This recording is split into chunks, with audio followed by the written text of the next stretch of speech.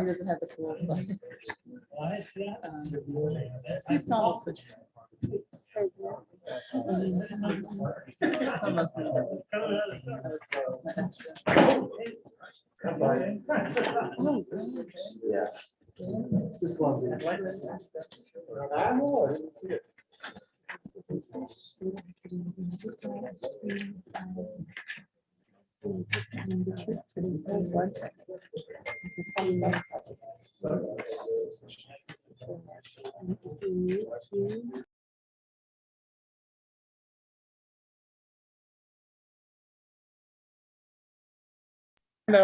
So, Well, we could really get people to come to our meetings, you know?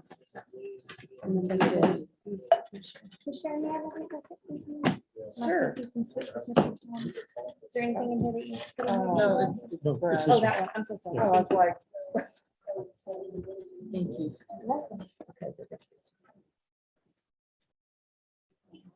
Anna, this is what you sent this morning? Yes. Okay. And then a letter from Mr. Welder.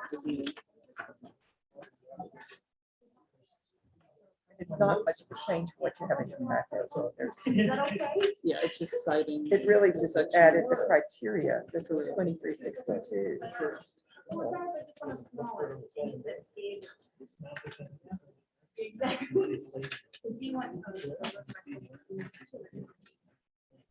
Doing all right?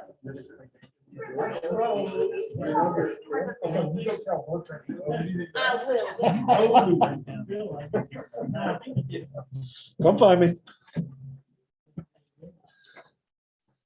Thank you.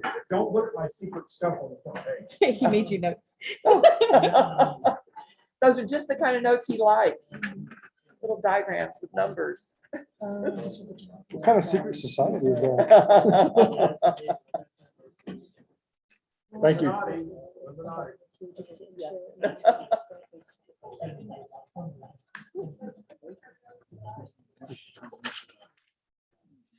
Thank you. This guy says this about taking private property. What, to put the little sign thing on? There's not, if you're taking some, it's not taking much, right? Okay.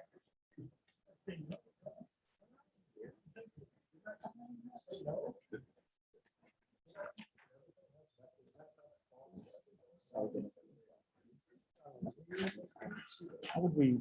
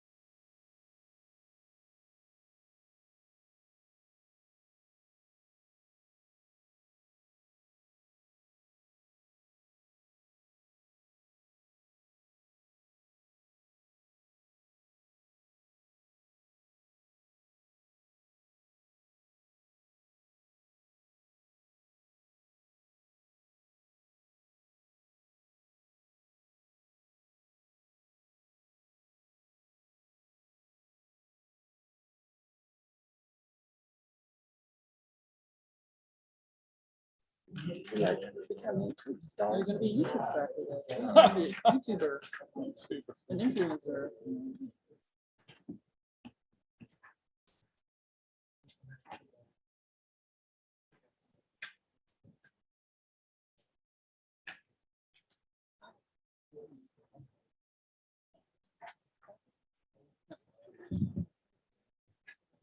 Our business. Good. Okay. Pick an out.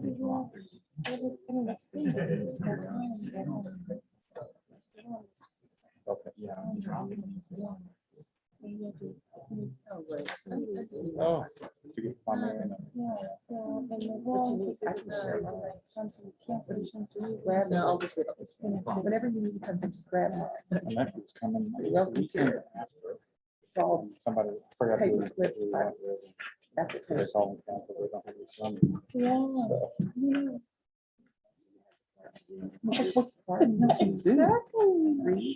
Yeah, It's just. yeah. It's a hard situation all around. That's what I was, yeah, I'll just leave it off the screen. we're coming back and the bookings are up. Good. Well, well, Oh, yeah. Main Street on the weekends, it looks like. Roll back there. Next week is just. Is that the first week in spring, right? Well, this one is technically this week. This week, yeah, okay. But next week, this one most people thought would be to public schools. Well, that's good. It's 5:30. We have a quorum. I'm going to call the meeting to order, starting with roll call. Larry Jackson, David Bullion, Here. Jessica Middle. Here. Eric Parker, Here. Mike Pennick, Here. Richard Laughlin, Brad Bertrand, Here. Barry Kaiser, Here. Joe Salinas. Here. Okay, so we have a full panel. We have 3 alternates. Brad and Barry will be voting alternates tonight, and Joe will be participating alternate. We want all your participation and input, but you don't get to vote, Okay. but we really appreciate it. Okay. Start with, next item on the agenda is the chairman's statement. The Historic Review Board is an advisory board of volunteers appointed by City Council. I'm Sharon Joseph. I'm chair of this board. It is the function of this board to consider all applications for certificates of appropriateness for properties in the historic district and for landmarks in the city. In considering whether to approve or disapprove an application for certificate of appropriateness, the Historic Review Board is guided by the Secretary of the Interior Standard for Rehabilitation and the City of Fredericksburg Design Guidelines. If anyone wishes to speak in favor of or in opposition to an item on today's agenda, please sign up on the, there are 2 ways you could sign up online, and that had to be submitted by 2 o'clock today, or you could sign up in person on the persons to be heard list, which is in the lobby. It's not necessary to sign up to speak if you are the owner of or a representative for a project on the agenda. You will be called as the case is called. Approval by this board does not take the place of any type of permit. Permits must be obtained for all work. No work of any type is started without obtaining the appropriate city permits after the certificate of appropriateness has been issued by the Historic Preservation Officer. Okay, public comment. The Historic Review Board welcomes citizens' participation and comments by all Historic Review Board at all Historic Review Board regular meetings. The Historic Review Board offers citizens the opportunities to address them by signing up, as I mentioned. And so we would like you to limit your comments to 3 minutes. Do we have anyone that's signed up? Is somebody checking the, Shelley? The sign up sheet out there?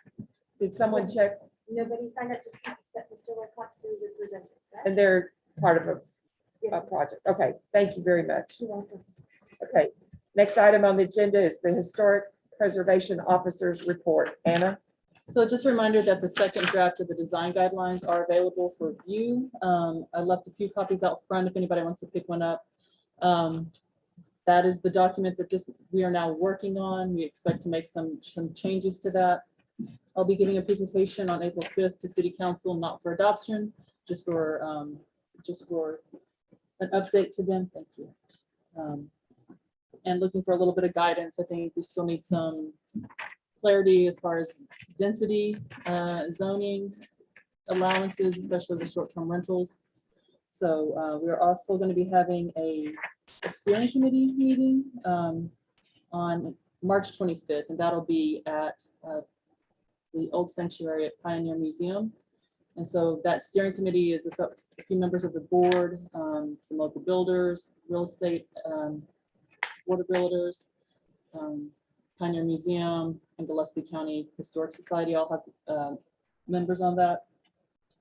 So at that steering committee, we're going to be talking more about the public meeting that we want to have in April, and we need to nail down that date very soon and start advertising for that.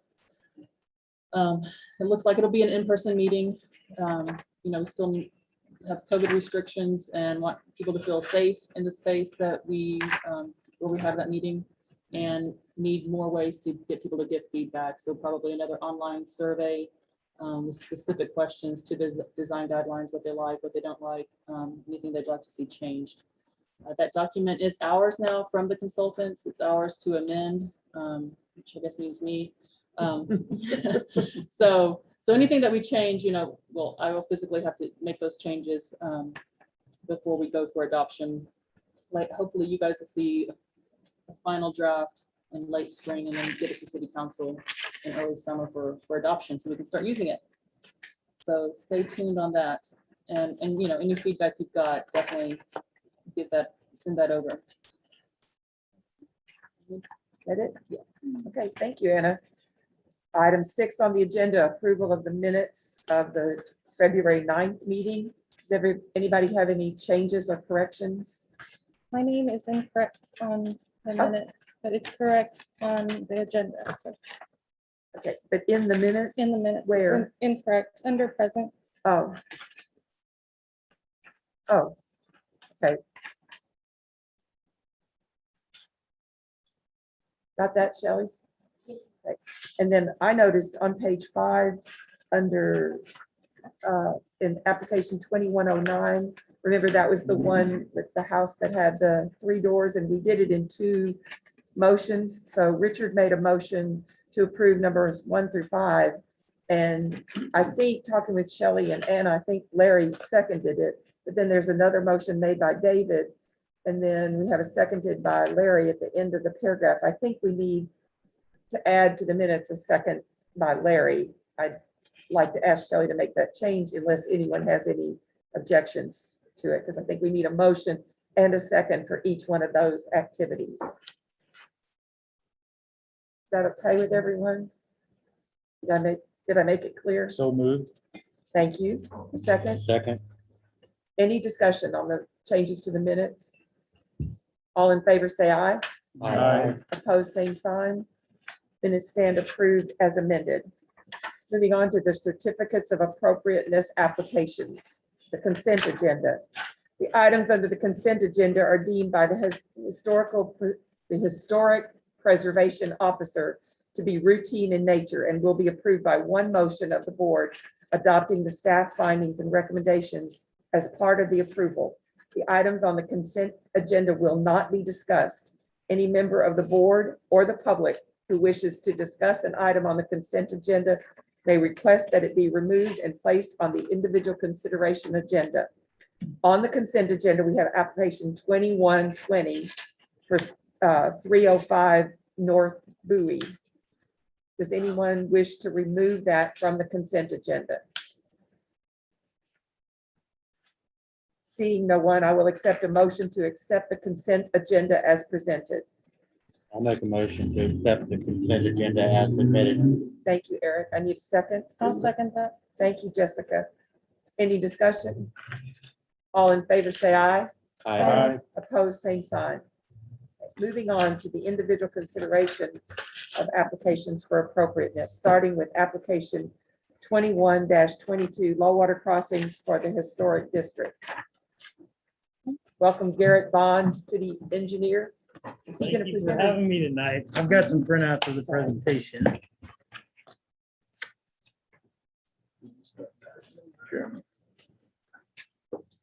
Apologize, we don't have this up on a screen where we can all look at it at the same time, but I good standing here? You want me somewhere else? I think that's good for me. Okay. Anybody, can everybody hear him and see him?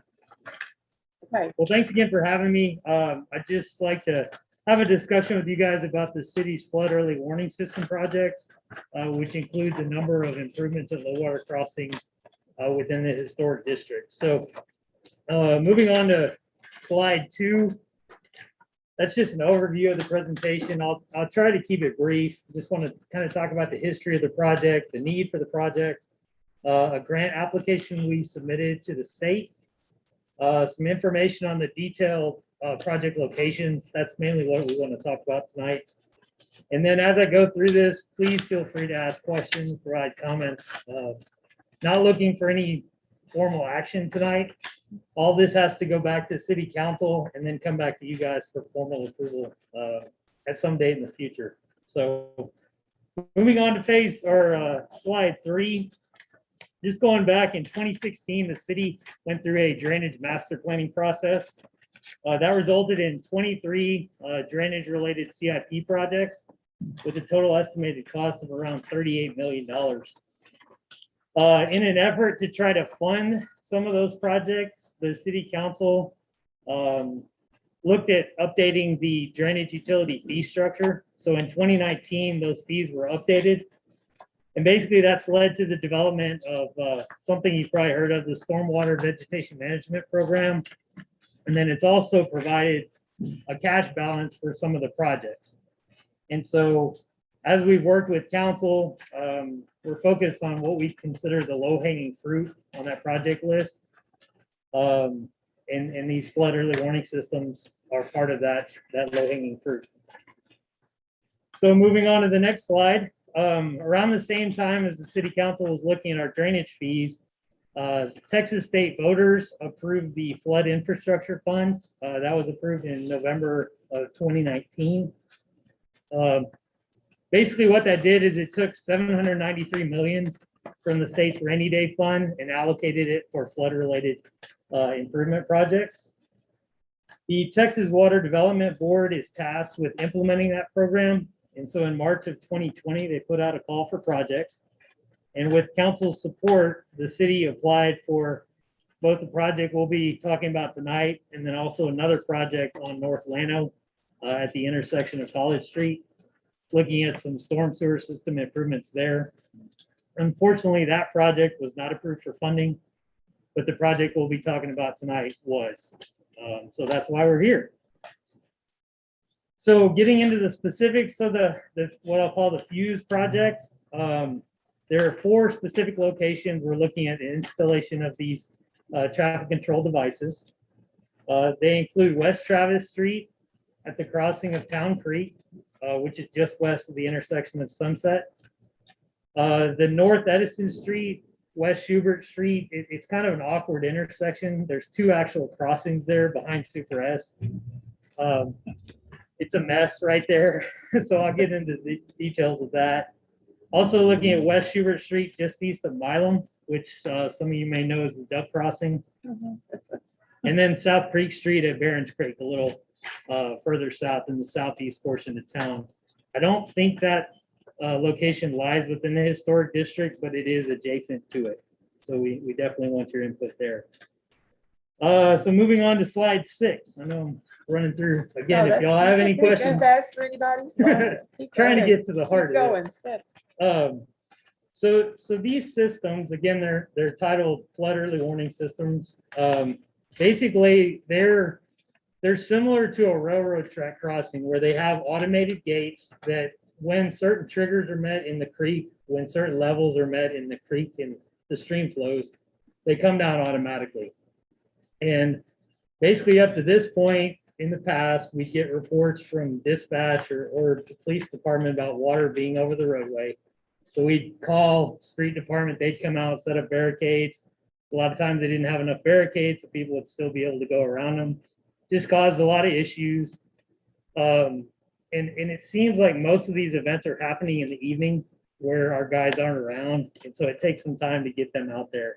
And with all the increase in visitor traffic in these areas for people who don't necessarily know the area. Just have been a major concern. So this would definitely improve public safety at each of these locations.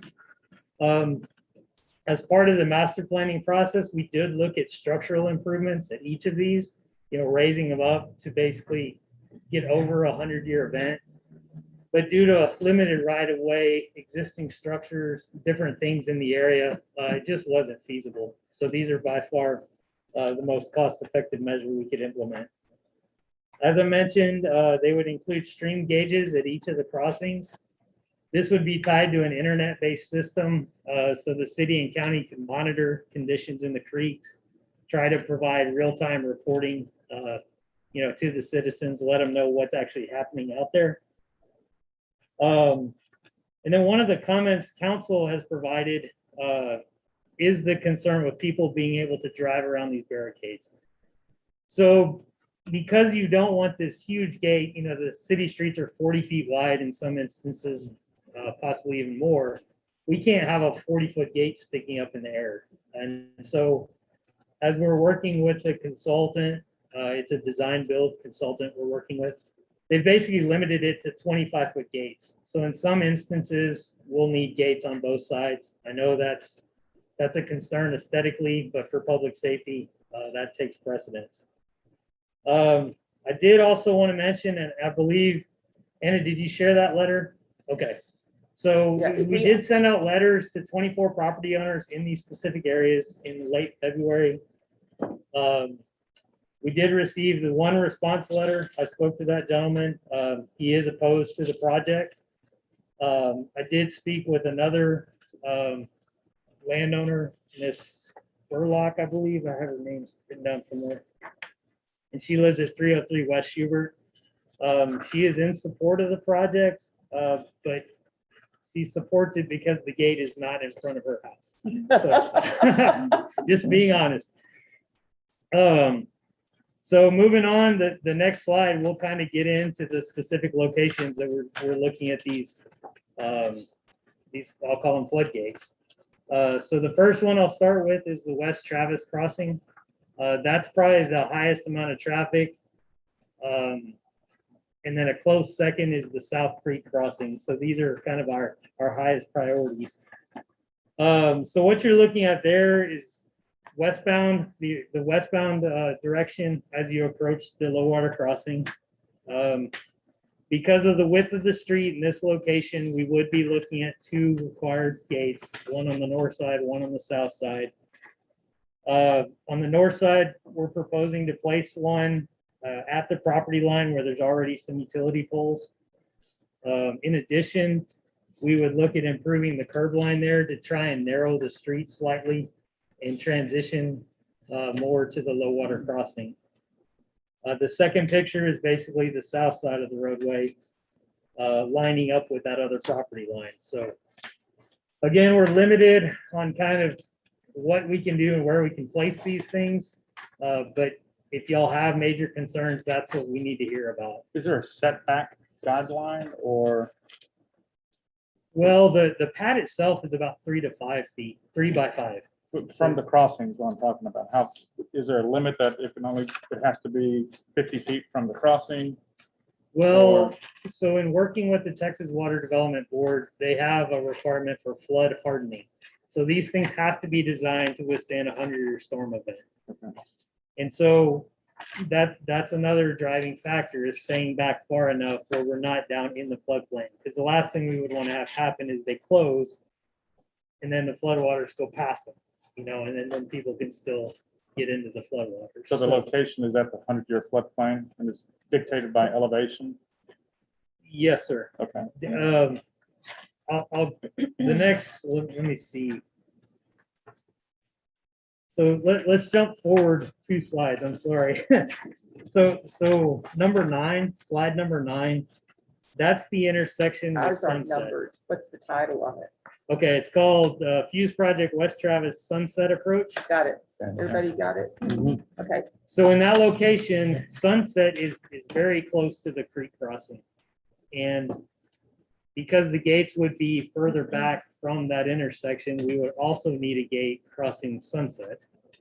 So one thing we're talking with the Water Development Board about is placing the gate at that corner. It's in the floodplain, so we'd have to do some floodplain mitigation and probably raise it, but that just makes more sense. So I've noted that as an alternate location. That's one thing. There's no structures in that area because of course it's floodplain. So I think that makes a lot more sense. The one issue with that is if the floodwaters continue to rise, we would need to go place additional barricades. So there's a negative there. So moving back one slide, that is the eastbound approach. Basically, we'd be placing the floodgates right about where the curb line currently ends. And I apologize if it's difficult to see. Basically, that there again, we need gates on both sides of the roadway. In some instances, like this particular location, there is a driveway past where the gates would be. So to account for that, behind the gates, there's a loop placed in the pavement. So if somebody were to drive up to the backside of the gate, it would automatically open. Much like just an automatic gate leading into a ranch. And of course, you put appropriate signage for that particular situation. You said you can you can actually drive around them. No, we want to prevent that. Okay, but the people coming out of the driveway, So they will come up, drive up to the gate. It'll sense a vehicle there, lift up for a certain set period of time and then lower back. coming It's to from allow either people to direction? get out. Of the driveway.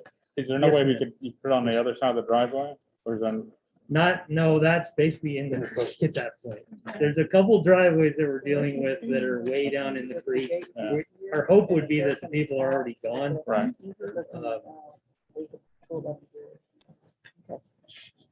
Thank you.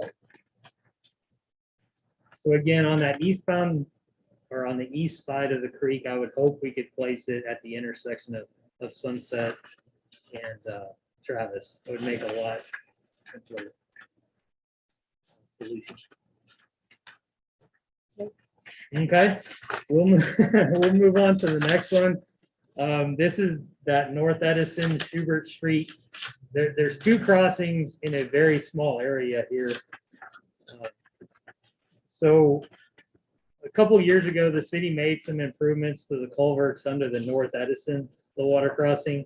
Again, the cost to do a full structural improvement didn't make sense. So on the left side of the roadway, there's an existing rock wall and there's a culvert that outfalls under the driveway.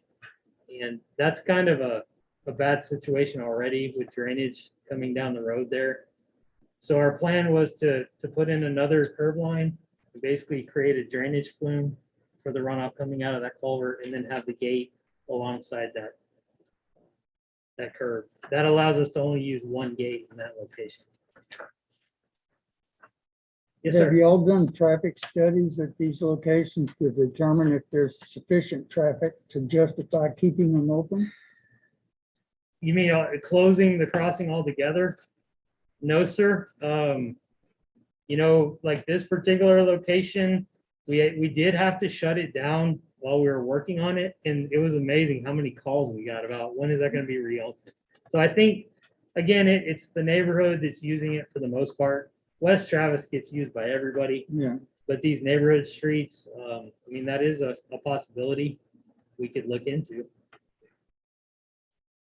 Are you thinking that it might not be necessary, Mike? Is that why you're asking? well, I mean, to see if there's enough traffic to justify the flow, would it be justifiable to close that street permanently? It's like Edison, is there that? Could a study be done? Maybe one of the alternate streets would be, because they're really, I can't remember, but I don't think there's a hope on that Edison crossing. Is there residences nearby that?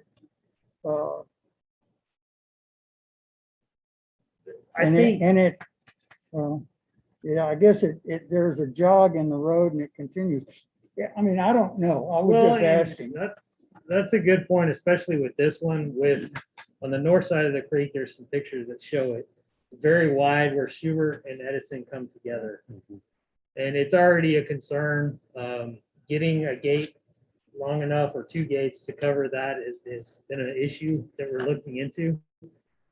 So I know we're that's something looking, we can look into. I know we're looking at the historic district. Are there other locations besides historic district locations? Just the one on South Creek Street, so that it's these 4 locations. Because I know of 2 locations where there have been deaths. I know That that, are not, that are on both on Barron's Creek, one on Game Lane and one on Patch Hall Road, whatever that is. yeah, so the buoy crossing, we didn't include because we're looking at the North Cherry Post Oak Road Extension Project. And then we've talked to the county, been working with Dwayne Bowes on this. They see this as kind of a pilot program where if it works for the city, they may look into it for the county. Because they're the ones that really have the bigger issues, a lot more of these. Yeah, a roads lot crossing. more. And they're, a lot of theirs are on the river, so a lot worse flooding. So definitely a good point about looking at the street itself. The next slide is the southbound approach where you have basically 2 streets coming together. Are working with our consultant on that. They're even talking about an island of some sort, but from a traffic safety perspective, that's concerning. So that's going to be a fun one. We're still working on. The next one is West Schubert. That's there behind Super S. That one is pretty simple. There's no structures immediately adjacent to that, and it's behind the driveway leading to the back of the old Super S facility. The only thing there is if we do install these gates, it creates an island there. There's a couple houses west of the creek crossing on Schubert and east of Edison. Kind of in the background of that picture, there's about 3 houses that we'd have to work with. Again, we just have to notify them of how to get out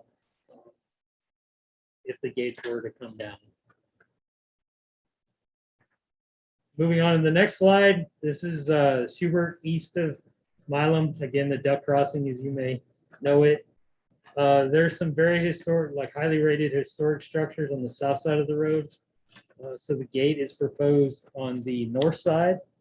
It would swing down and then we'd improve the curb line on the south side to try to narrow the road and minimize impacts. This is the location you received the letter about. And then westbound, once again, we'd be looking at improving the curb line along that rock wall to try to narrow the street. And the gate would be placed in a location to avoid the big live oak tree that's on the north side.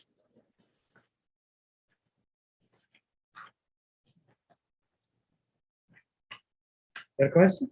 So I was gonna wait, but since you Okay. asked, it is gonna look like this picture, and is it gonna blink constantly, like? all- No, only when it's activated. Okay, And so unfortunately, I've talked to Ann about this because it's a traffic control device. We've got to comply with the Texas manual on uniform traffic control devices. And so aesthetically, there's not much we can change with this equipment. It's just the way it is. I know it doesn't fit the historic district well, so I think that's where location is going to be key. my concern would be more of it being close to like somebody's bedroom and blinking. like, Yeah, they That would only be if there was activated. A flood. right. Yeah. And in those conditions, we're trying to get the word out that there's something happening here.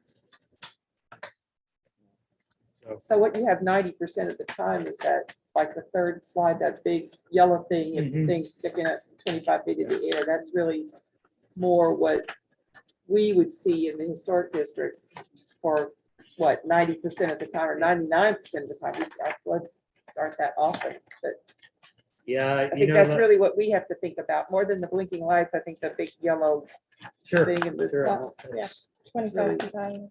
Again, I'd love to tell you we have a bunch of options. We really don't. And again, with the key being to block the roadway, you've got to have a tall structure. Yeah. We even talked about some sort of bollard system, and they just don't make anything like that. So, moving on to Southbound Creek Street. Basically, it'd be placed right before you start dropping down into the creek bottom. So just past the house, on your right. We want to make sure it's visible still before, or so people, oncoming traffic can see it before you drop down and have a gate in front of you. This is right outside of the district, Yes, right? ma'am. I think, is that house in the district? Yeah, it's very close. And then the other direction, headed northbound. There again, we've got some roadside drainage issues that we'd like to address. So I think we're gonna need 2 gates there as well to cover the full width. But we try to install some curb lines to improve traffic conditions in that area. Can I get you to stay right there so you can answer our questions? Sure. Go to Anna for her comments, because I should have had her first. Oh, I'm sorry, I jumped right in. No, it's my fault. So Anna? Yes, so obviously multiple addresses, all in the historic district.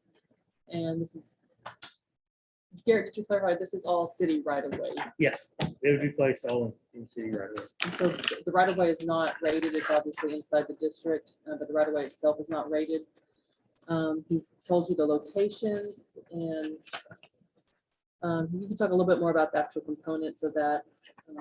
The flood warning infrastructure will provide a life safety role that is less invasive to the district than a new bridge or other road modifications. Staff recommends approval. Colors of boxes should be muted to standard metal colors if possible. So now I was kind of taking the view of just like a stop sign or any other new infrastructure we have, whether it's satellite dish or 5G infrastructure. If it's life safety, I feel like that's probably going to trump, but anything we could do to reduce the visual impact. So if there are any, new technologies out there that could minimize the look of it. So So like you say, 99% of the time, it's not going to be used. Just a big stick up in the air. Yeah. did have a call with our drainage consultant this morning and brought up these concerns. Unfortunately, they said other cities have looked at improved lighting in these areas with just a flashing beacon. Again, the concern is people will drive right by those and never pay attention. So as far as the yellow, and I think if we look at curb improvements, if it doesn't present a traffic hazard, we may be able to get rid of the yellow color. So it'd basically be a stainless steel box. Again, it's still a big gate sticking up in there. So. And then, are you through, Anna? Yes. I want to I want to comment on the letter that you referred to, so that it gets in the minutes. So we have a letter from Christopher Clark Welder in reference to this. He's opposed to these, especially at 307 West Schubert. And every board member has a copy of this letter, so we're all informed about his objection to it. I just want to make sure it's in the minutes. Now, I'll open it for questions. Y'all have questions for Garrett? Anybody? So the project itself, is it a mandate that these improvements be put in, or is it something that the city is doing as an optional? It's optional. I mean, we applied for grant funding to help fund this project. I don't know. It's approved, or the funding has been awarded based on all 4 locations being included as one project. I don't know what Texas Water Development Board would say if we go back and say, we're really only looking to do 2 at this time. And ultimately, that's a council decision on how they want to proceed. But really what I'm looking for from y'all is hey, we really want you to look at other options, like, we don't like it here. We'll do whatever we can, but ultimately, it is in public right of way, so we've got to follow the standards. Good. So again, council saw this as low hanging fruit. Just trying to do something. For a long time, nothing's been done drainage related wise in the city. So, Does anybody have any more questions for Garrett? Because I have a procedural question. You said this, you'd go to city council and come back to us. I mean, this is an application for approval. If we approve it, you still have to come back to us? Wouldn't So you? one of the stipulations of there's a lot more environmental work we need to do because it's state funded. And one of the conditions of the environmental approval is to obtain HRB. We've told them about y'all's board. Anna prepared a letter that was included in our application, basically saying that because it's in the historic district, HRB would have to approve it. So, I would say we're still kind of in project development, trying to finalize a proposed plan that we can present to council. The timing, I don't exactly know how to handle it. I mean, at some point we'll have to come back to y'all to get formal approval. But tonight, as we're looking at fine tuning these project locations, I was just hoping to get some comments, work with our consultants, and then come back to you at a future meeting. So you have our comments. We don't need a motion and a vote. I I don't mean, if believe you want to so. give very specific feedback, if you hate it, if you want it to go away, or if you want to give some general approval with some Anybody comment? considerations. Okay. I mean, I understand why Mr. Welder is in an uproar. I would be too. I also see the benefit of it, but is there, maybe we could call Elon Musk and he could come up with a good solution. It's something that I think of as maybe lighting of those locations could be improved, and maybe in developing a lighting pole, you could have a device that coincides with the upright position of a lighting pole that then could be come down, and it might not be quite as obvious. I know I'm talking about something that's a lot more expensive because you'd have to develop your own system, but it's possible that something could be mitigated. I don't know what that is right offhand. I'm sure somebody's put a lot of thought and consideration into these things, but they've done it with the consideration of safety. And I personally would like to see if maybe there are some alternatives, like I asked about the roads, whether they could possibly be closed. We could run into a whole bunch of Oh, letters. I'm sure Right. you would, but I think that's the best thing that's come out of the discussion, at least from what I've heard. Potentially closing the Edison crossing, it solves some other issues with traffic and flood. because I know of another low water crossing that was closed and it devastated me. That was maybe 50 years ago. The low water crossing on, is it Edison Street that goes over across? That orange, the big dip. Yeah, the big. Where they dip. made it to It was a walking great bridge. bicycle. Oh, it was great. So do these creeks, or they all flow and intersect down here at the bottom? Yes, sir. Right here. Kind of by Walmart, or I'm sorry, McDonald's, Natural Grocers, that area. Okay. There's a lot of like growth in these little creek bottoms, right? Would cleaning those out to get better flow through there? Not really. I mean, they would help flow, and that's one of our plans. A lot of this property, though, is privately owned, Mhm. so there's not much the city can do. Most of these, they're true low water crossings. They're designed to be overtopped when you have a larger rain event. I thought it was maybe like to put a retaining ponds or something to help slow this water through that, through those creeks like that. If a person could, well, it'd be hard to engineer something like that, but still, I mean, to slow it down so it doesn't build up as fast. We're working closely with all the developers that are coming in. They've got to comply with the city's stormwater control ordinance, but Okay. ultimately the creeks are what convey the water through town. So there's always going to be a lot of water flowing. Okay. I guess my input is, let's do what we can to mitigate, the aesthetics of the devices. Look at colors, look at ways to just reduce the visual impact of those devices. I mean, I think as far as an HRB, that's our primary concern. And figuring out how to achieve the public safety improvements, but impact district as little as possible. So if we can find some other color than yellow. Okay. Stainless steel sounded good. Yes, Okay. I think that's. Thank probably you, the best Garrett. we can do. Anybody else have any questions for Garrett? Thank you. Thank y'all. Appreciate it.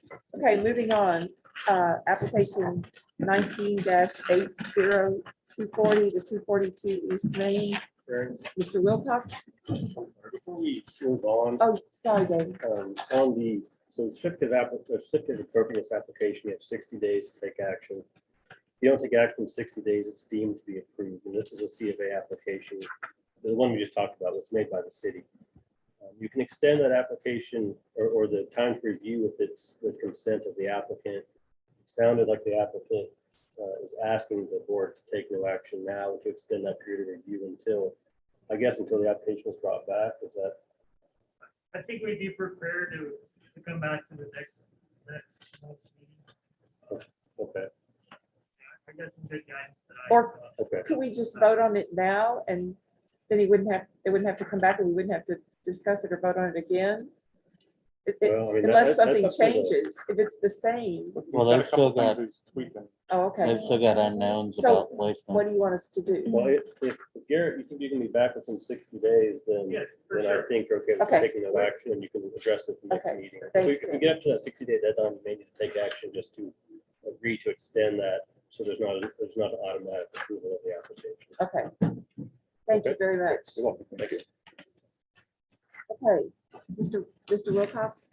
Well, Anna's gonna present first and then you, go ahead, Okay, Anna. so this is application 1980, address 240, 242 East Main Street, the empty lot. This is final approval of the new hotel with frontage along East Main Street and East Austin Street. The applicant is requesting final approval of a new hotel building to be a 4-story, 3 stories above grade, building measuring up to 38 feet in height. The primary facade material is to be raked stucco with wood accents, storefront materials to be steel and glass. Hotel guest room windows to be pre-finished aluminum. The proposed East Main Street material is to be a thin format brick with steel and glass storefront and painted steel columns and railings. The project was given approval with the stipulation that windows be added to the west elevation and final material and color selection to be submitted for final approval. The applicant has added windows to the west side of the building and submitted color elevations depicting final material choices. The color drawings appear to be darker than previously seen or presented. The staff recommends the color palette be softened or lightened to be more in keeping with the historic commercial block of Fredericksburg. The brick on the Main Street facade still shows to be determined, but is darker than other bricks found on Main Street. Especially darker than the typical limestone or the Dehanus red brick often found on Main Street. And that, along with the dark anodized metal storefront, it has a heavier look than the other commercial buildings. The rake stucco should be muted to a softer gray, given the extent of the material to be used. And you'll note that I sent out an updated recommendation and just cited our historic preservation ordinance 23-62, referring to criteria for approval of certificate of appropriateness, which does talk about the colors to be used. Base colors such as vibrant or hot shades, deep dark shades, or black shades are not acceptable. C of A talking about paint color as well. And then for new construction in the historic district, the board will review all new construction plans within the historic district in order to ensure visual compatibility with the surrounding buildings and environment in relation to the design height, gross volume, massing scale, proportion, and setback in accordance with the design guidelines. Thank you, Anna. Mr. Wilcox? Good evening, Madam Chair, board members, thanks for seeing us again. We did upgrade our west elevation and I would like to show that to y'all today. We'll get over to it. And apologies that we did not have windows in that elevation before. It was frankly the last thing we looked at as we were developing the design to present to y'all. And did not get developed satisfactorily. So,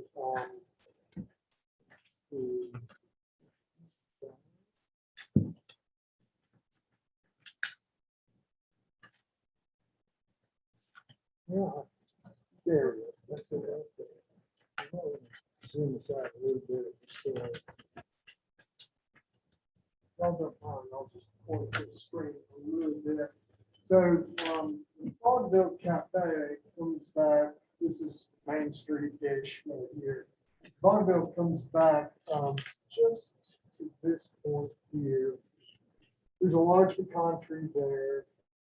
So for all intents and purposes, it's going to be really, it's going to be almost impossible to see this elevation as it's presented here to you. Right?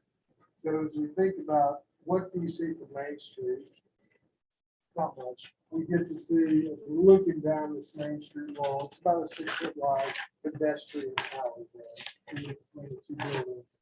We'll see just a little bit of variation in the texture.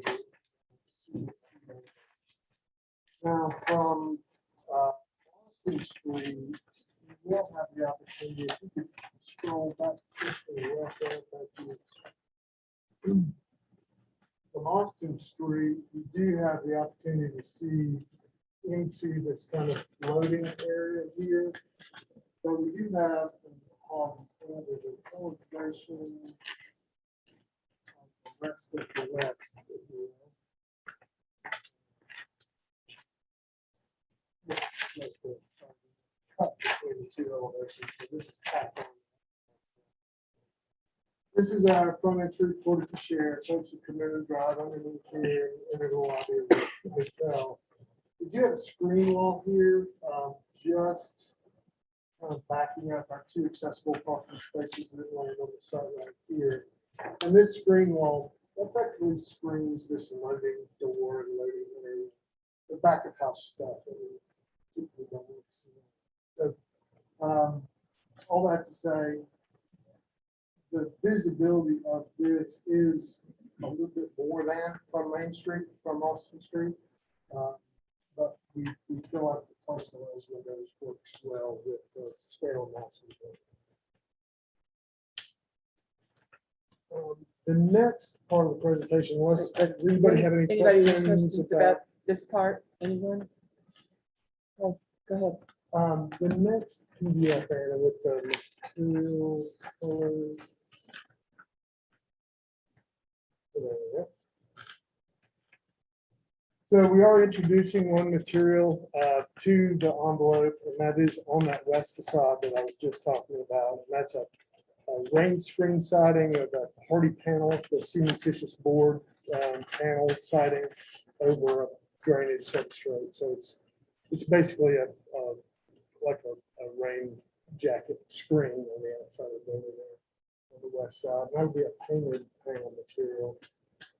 And then again, apologies, Anna, you're very correct that especially the packages y'all have on your tables there. It's part of our, we generate those documents, but they did come out a lot darker than intended. So as we talk about this rope stucco, and if you could just zoom out a little bit maybe to see the example photos at the bottom there. The idea behind this raked stucco on a lot of the surface of this building is that we're taking a common material. So stucco is used a lot in Central Texas and in the Southern US. And we're taking this common material and we're applying a hand texture to it. So this this hand rendered texture in this brick stucco is intended to bring back a little bit of materiality. It's intended to show off the texture of this stuff. It also kind of relates in our minds to the karst landscape that we have. But, you know, whether it's a DOT road cut and you see those things, or if you're at the swimming hole, the blue hole somewhere, you're looking at those striations in the limestone walls. So that was the idea behind the rake stucco. Now, I do have another slide. So you'll see in these example images at the bottom of this, we can go from a light concrete color in this stucco. This one's in shade a little bit more. I would say that's probably more of a natural gray concrete color. And then you get over to this guy, and it's got a little bit warmer tones, probably an aggregate of the stucco matrix. So there's also some light. This is an interior example of it here on the left. So that probably helps that to really. So what color is the stucco? So that's the punchline, if you will, of this presentation is we've got 3 samples being made right now. It'll be probably a couple of weeks before we've got those on site, literally a stone's throw over here, that we could present to y'all and show you all. And what I'm hoping for this evening is if y'all agree with the window placement on the west wall, that you can approve the project with the stipulation that we still have to work through these finishes for final approval from this board. So the hope is that we could get those samples assembled. We've got bricks on order as well for the Main Street brick panel. And we'd like to show you all those sample panels, either virtually with photographs on site that you can also go look at, or some. Okay, so you want us to approve the addition of the windows, and we're gonna come back later for colors and textures and all of that Yes, stuff, ma'am. right? With the caveat that we can hopefully proceed with our building permit. This is the last item that's holding up the building permit at the moment. Well, that text dot permit that we got looked at. But it's a really big one for a really big project. It's one point, but it's how it's gonna look. I mean. anyway. Understood. And I can make a commitment to you that we will proceed in a manner to give you and us the opportunity to look at these samples and get to an approval. Would you be able to bring those samples, do you think, within 60 days? If we Yes. didn't take action on that and we kicked it out, I think we got that period. No, I mean, if we took action on the windows and held off on the material. Yes, absolutely. I think we'll have those samples ready in a couple of weeks. So, frankly, I hope to be able to present them to you next month, at your regular scheduled meeting. What are folks' thoughts on approving the application in line with city staff's recommendations, and then have Anna do the color outside the meeting? But I am not personally in support of that. I would like to see the actual materials. I believe my comment in the original application was that the materials still feel very brutalist and very harsh for the historic district, and as presented, they are cold and very dark. I would be in support of staff's recommendation to warm the material palette up and soften the palette as well. But not without us seeing. Yes, I would like to see those finishes first. But Understood. the And I next think that's- meeting would be acceptable. That's fine. So, Anna, could you pull up those paint swatches as well? And apologies, y'all, these are paint swatches. These are not representations, but I will show you the colorways that we're asking for our first samples to come in. So much lighter than that very dark, almost charcoal gray showing up on your packages there. So the idea is that those get mixed into the top coat of the stucco, so it's a kind of homogeneous finish. It's not a paint applied, but it is an integrally colored stucco. So we're hoping to look at those, as we said. Of course, we, as a design team and ownership team, we may cull out 1 or 2 of those, or we may cull out all 3. and come back to y'all with something else. These, are these colors that it's in our? No, No, ma'am, I just brought those today. Okay. So apologies for that. Now, the brick sample, that is indicated as midnight black. It is very dark, and based on Anna's comments and hearing y'all's comments and concerns, I think it may be too dark. And could you also point out where the glass brick is going? Yes, sir. So at the elevator tower on that same west elevation.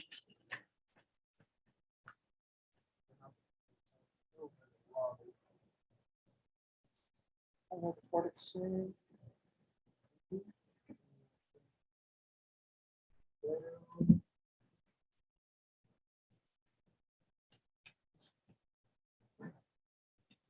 like which elevation, George? I think it may be that we moved that further up. We got it on the front, but it doesn't show up very well.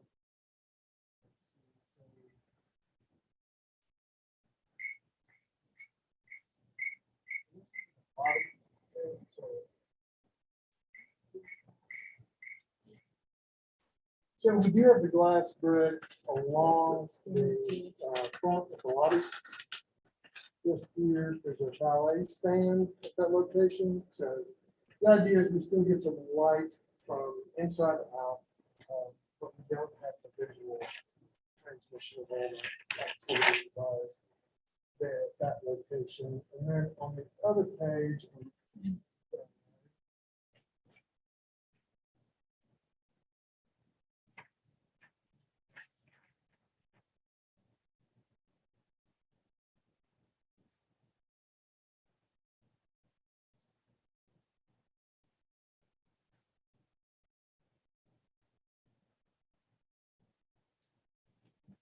not seeing here, but maybe I'm the wrong page, that's why I'm not directing that way.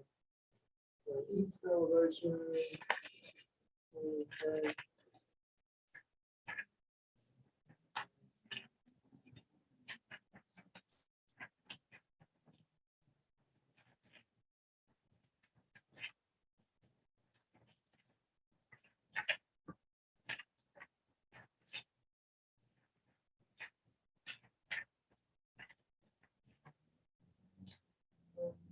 Choose zoom out.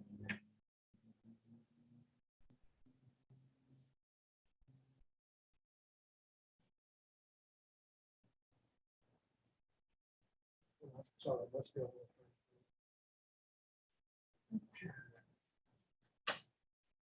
Well, I don't think we included the east elevation drawing in this package. We were only focused on the west. It is along an elevator lobby on the east side, and it's basically, I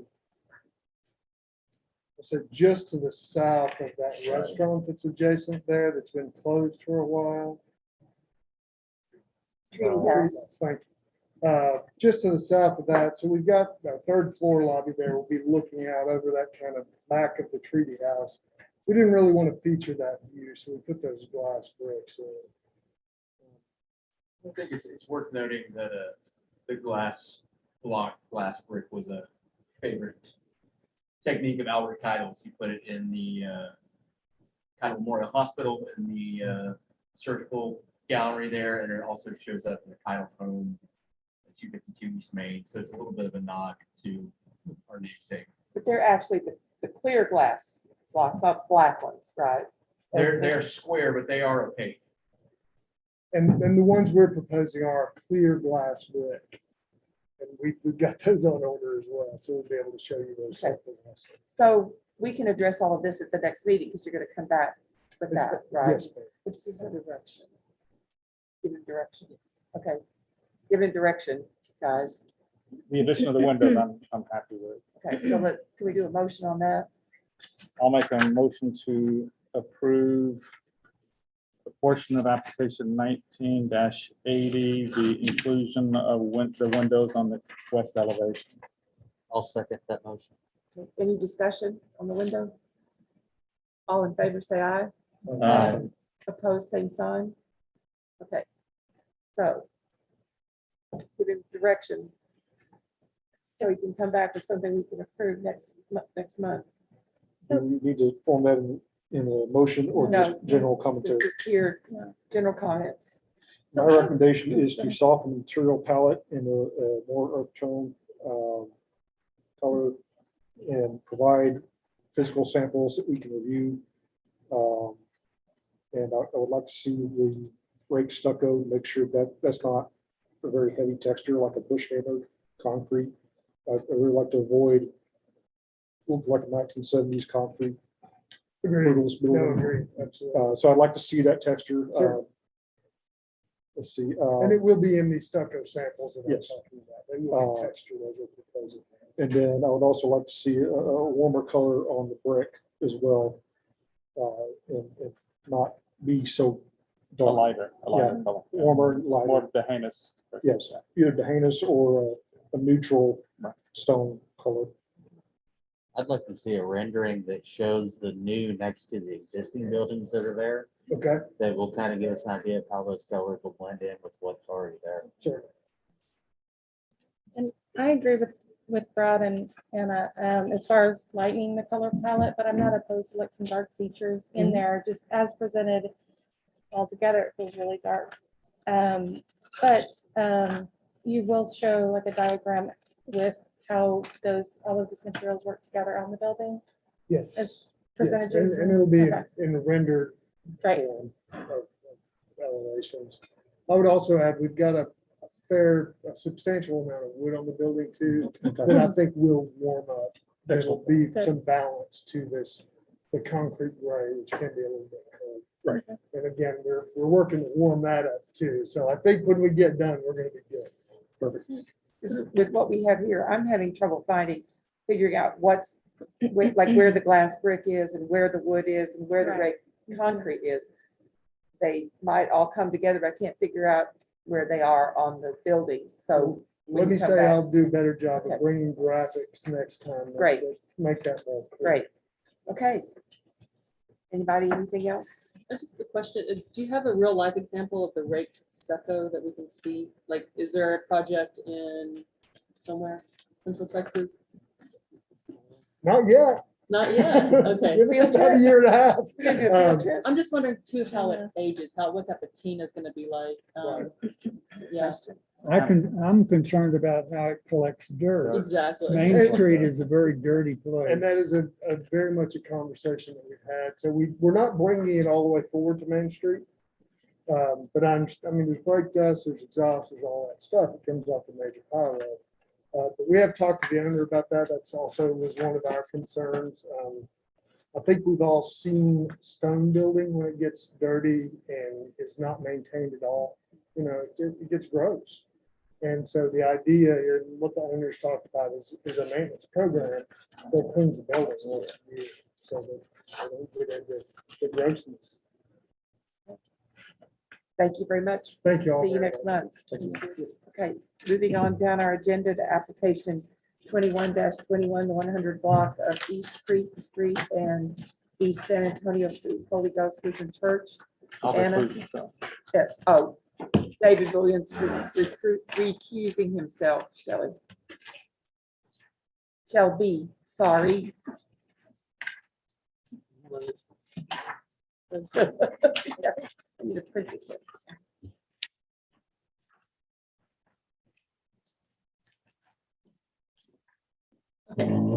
Application 21-21, the 100 blocks of East Creek and 100 block of East San Antonio.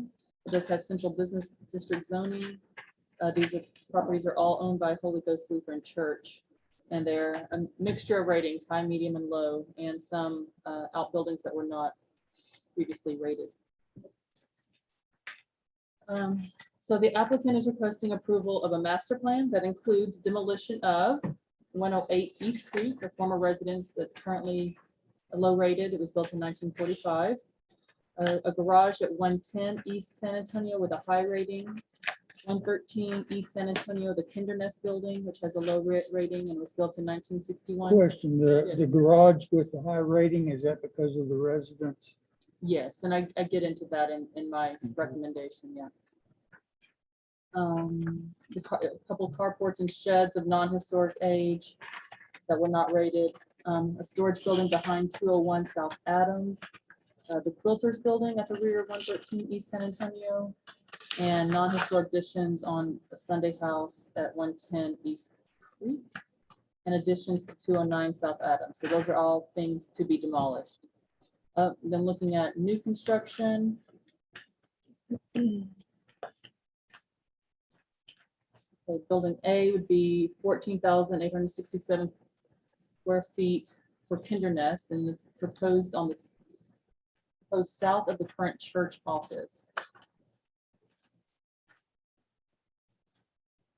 And facing East Creek, which is a residential area. The massing of the building is broken down into smaller residential scale forms. The roofs are primarily hipped with gabled roof accents and incorporates large glass windows to emphasize the point of entry.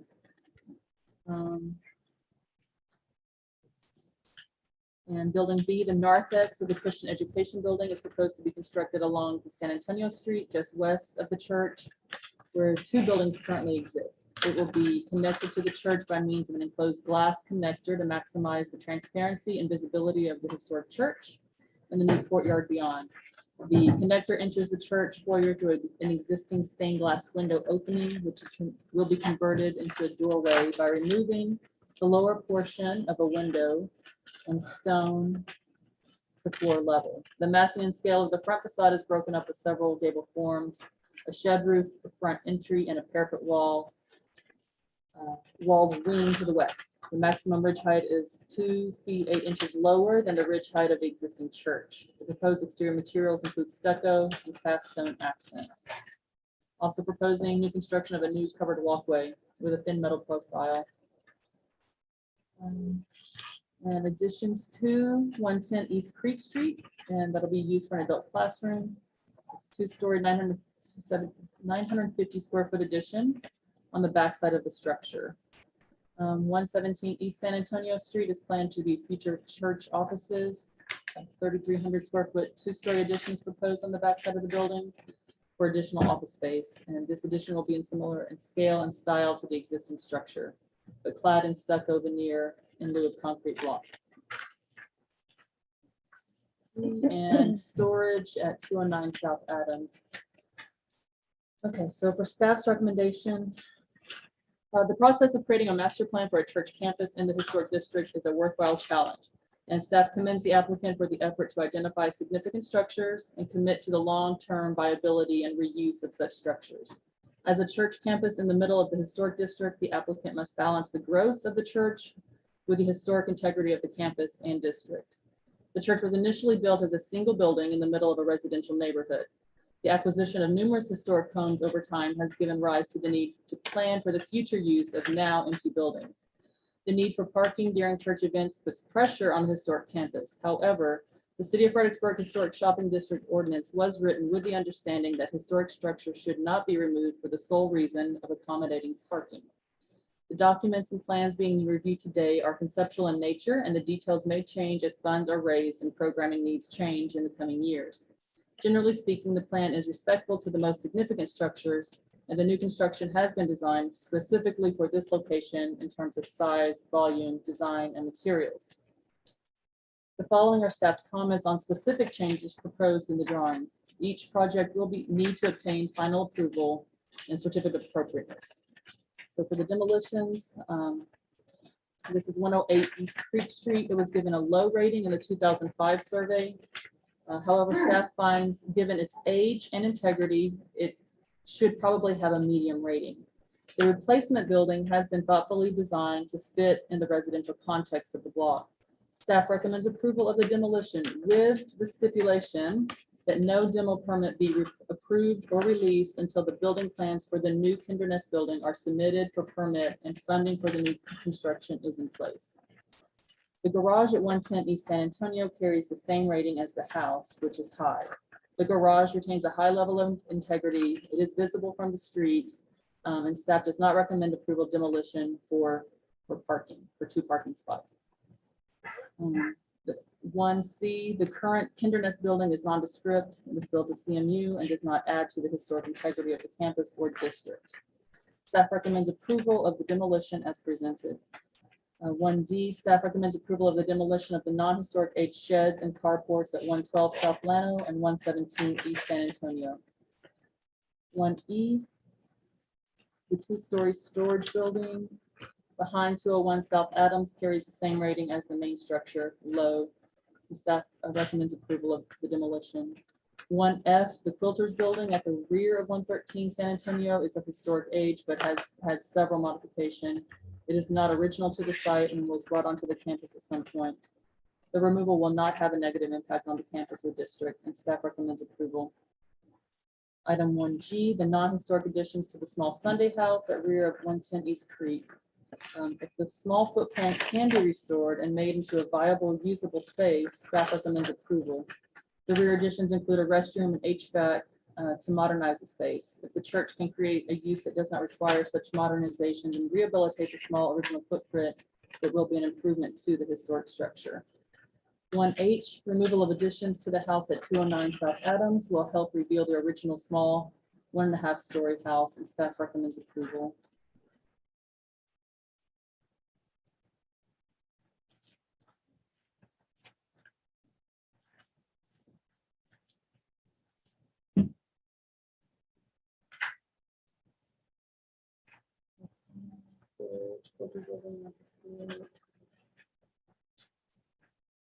When remove a portion of the low-rated structure at 201 South Adams, the structure is low-rated due to numerous changes, and the demolition of this section will not negatively impact the site or district, and staff recommends approval.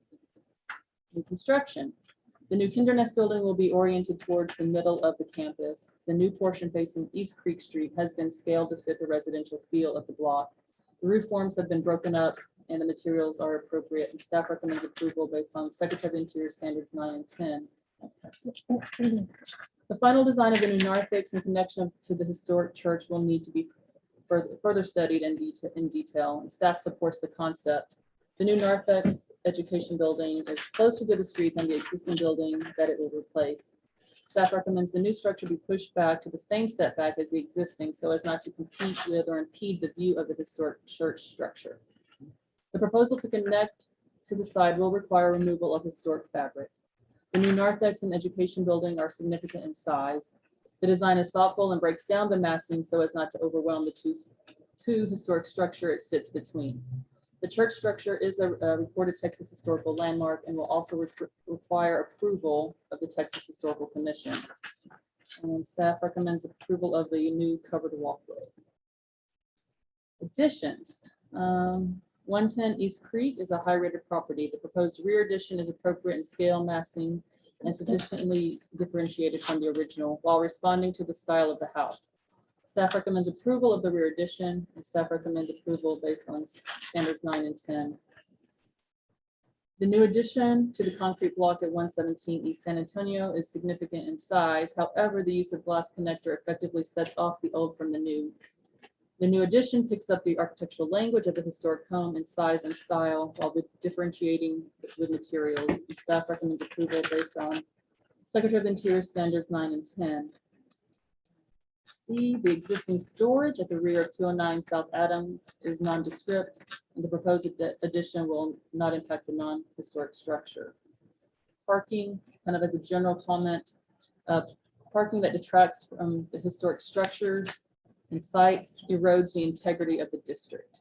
Parking right up against the structures such as the prayer chapel and the high-rated houses on the north side of San Antonio Street should be reconsidered. The loss of landscaping creates an island effect of structures in the middle of parking lots. So that's a lot. That's a lot. Okay, Randy, you want to add to We'll that? let the Randy presentation Staley? What, I'm sorry. We'll let Debbie. Good evening, everybody. Hi, Randy. How are you guys? I'm glad to be here. Along with me today, of course, is Brandon Weinheimer with my office. He's going to help me out with our hope to be brief presentation. Let's have Greg Henderson here from Holy Ghost Lutheran Church. He'll be here to comment for any questions directly to the owner. We're also talking about Bobby Vitek here. We have a couple other parishioners here as well. But anyway, Welcome. Anna, our comments and presentations are going to follow our presentation. If there's a way that we could just bring up, yes, that'll be perfect. And Brandon and I's comments are going to follow. Get it to go full screen or. Just a stretch. Thank you. Okay, as Anna said, we're here seeking provisional approval of the master plan for Holy Ghost, and we're seeking approval for the demolition of 108 East Creek Street. We understand and that we're not here to get approval on each individual or any individual building in itself as far as exact details, materials, things such as that. We're here to hopefully get approval and comments from the board and hopefully approval of the master plan. So the design team and the building committee, the church council can finally make the presentation to the congregation. Holy Ghost is blessed to have a lot of historic buildings, and that's represented by Anna's long comments and dissertation of this whole property. They're blessed with a lot of historic buildings, but that's also created some interesting challenges to work with and around all those historic buildings and still meet the church's long-range plans.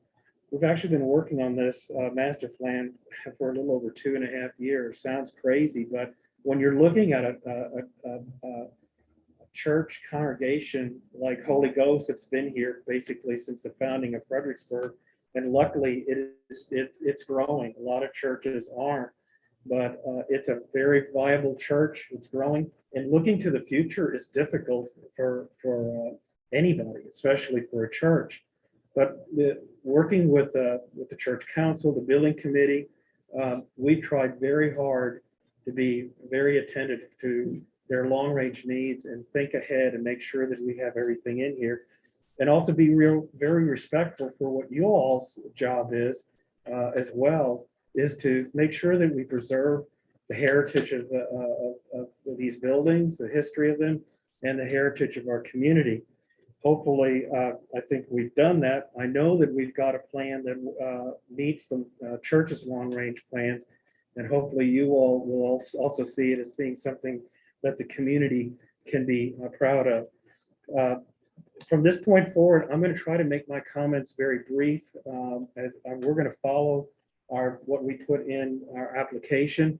I'm going to be very brief and just hit on some high points, but I want to say it's not that every bit of this is very important, but there's just so much of it. So I'm going to intentionally try to be brief and just hit on some high points. Brandon will be doing the same thing, so that hopefully we can leave more time for what we really like to have is more discussion and questions from you. So I'll start by, we're looking at the slide labeled buildings to be removed. I'd like to say that, first of all of these removals are very specific in need in order to make way for the new construction. These removals are by no means arbitrary. Each one has been studied very carefully. I can tell you that there's been so many numerous master plans that we looked at, trying to see how we could maximize maintaining as many buildings as we possibly could, either by preserving them or giving them new uses. So a lot of time has been given to that. But every building that's here is very specific to make way for new construction or parking. And we'll talk a little bit more about that later. Anna mentioned 110 East San Antonio Street. The staff recommendations is to not remove that building. The reason that building is being asked to be removed is to make way for parking.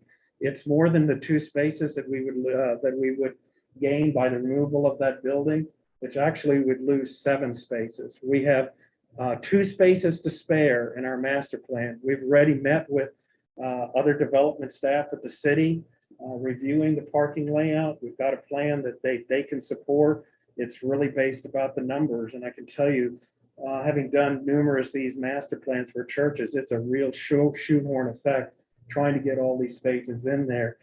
I will say that the owner and the design team are open to keeping this building, contingent upon other development, planning and zoning working with us and maybe laxing up on some of those requirements for those for those 7 spaces. I don't think we would lose all 7 of them, but we would lose some of them. So this removal is purely a matter of trying to get those extra parking spaces. 108 East Creek Street. I understand staff's suggestion of why they want to keep this building, but something I'd like to mention are really 3 points. This building as it is simply not habitable. It has severe structural and water invasion issues with it, to the point that it has mold in it, and it simply cannot be used as it is. And to continue to maintain it and keep it, we feel would be an unnecessary burden on the church, when the master plan clearly shows that it needs to be removed to make way for the preschool. It is a low-rated structure, so the church would like to remove it now. Moving on to the next slide, modifications to the existing buildings. Really 2 things I'd like to make a comment here. One was the former residence at 110 East Creek Street. We are, as Anna pointed out, asking for removal of the back portions of that building. We all understand that this is a very significant building on the site, probably one of the oldest buildings there. When we get into the final design or renovations or restoration of this building, we're certainly open to revisiting this building in detail, but at least at this point, we feel that the back portions of the building that we're asking to be removed are not significant enough, contributing enough to adversely affect the long-range plans of renovating it, and that would be to keep the front portion of it, do a very, very good restoration of that front part as a chapel. The second thing I'd like to mention on this, again, you're seeing I'm skipping over a lot of these. I'm just going to hit some of the high points. I'd like to go to 209 South Adams Street. The board has probably already noticed that we're removing some sections of this building, but we're not removing all of it. Now that is by intent at this point. The portions that we're removing, all of that building is in very bad condition. Okay, so the intent is to remove those portions of the building that are not really needed to meet the master plan requirements of the church, but retain those, even though some of them are not original to the building, retain them and renovate them at this point sufficient enough to where they can be habitable and they can be used. As time goes on, this master plan easily allows for flexibility, that maybe more of those non-historic portions of that building could be removed, and ideally go back to the original part of that structure. But right now we're not suggesting removing all of it. Moving on to the next slide, which shows the overall master plan. So obviously the 2 big elephants here are the 2 big major new structures, that being the narthex Christian Education Building, which is labeled 5, and the Kindernest Building, which is labeled 7. Generally, what our attempt was try to keep the largest parts of these large buildings away from, separate them as much as we possibly could from the historic buildings, try to bring those buildings to the center of the campus as much as possible, so that from the streetscape, you don't get the full sense of exactly how large these buildings are. The visitor center that we did many years ago over here from the Bush Gallery, that building is well over 8,000 square feet. But most of that building, you don't see it from the street. Most of it is back away from the street. The same theory that we used in that project, we tried to bring into play here, especially on the Kindernest building. So we tried to make the streetscape footprint of what you'd see as minimal as possible, and try to then bring the bulk of the buildings toward the center of the campus. Another thing we tried to do was keep the parking as much as we could out of the very center of the heart, the core of the campus. And that core, we really feel is just west of the church building, where you see that courtyard area and that center right there. We tried to keep parking, cars, things like that out of there, and also try to keep as much green space as we could in that area between the buildings and scattered out throughout the site. The parking, that's a big deal. Obviously, that's one of the requirements that we have to meet. A lot of these master plans is driven by parking, but at least here we feel like it's very evenly distributed on both sides of the site. It works well for how the church functions too, with respect to the use of their facilities. As far as the fellowship hall on the far west side, the kinder nest down on towards the southeast, the church towards the northeast.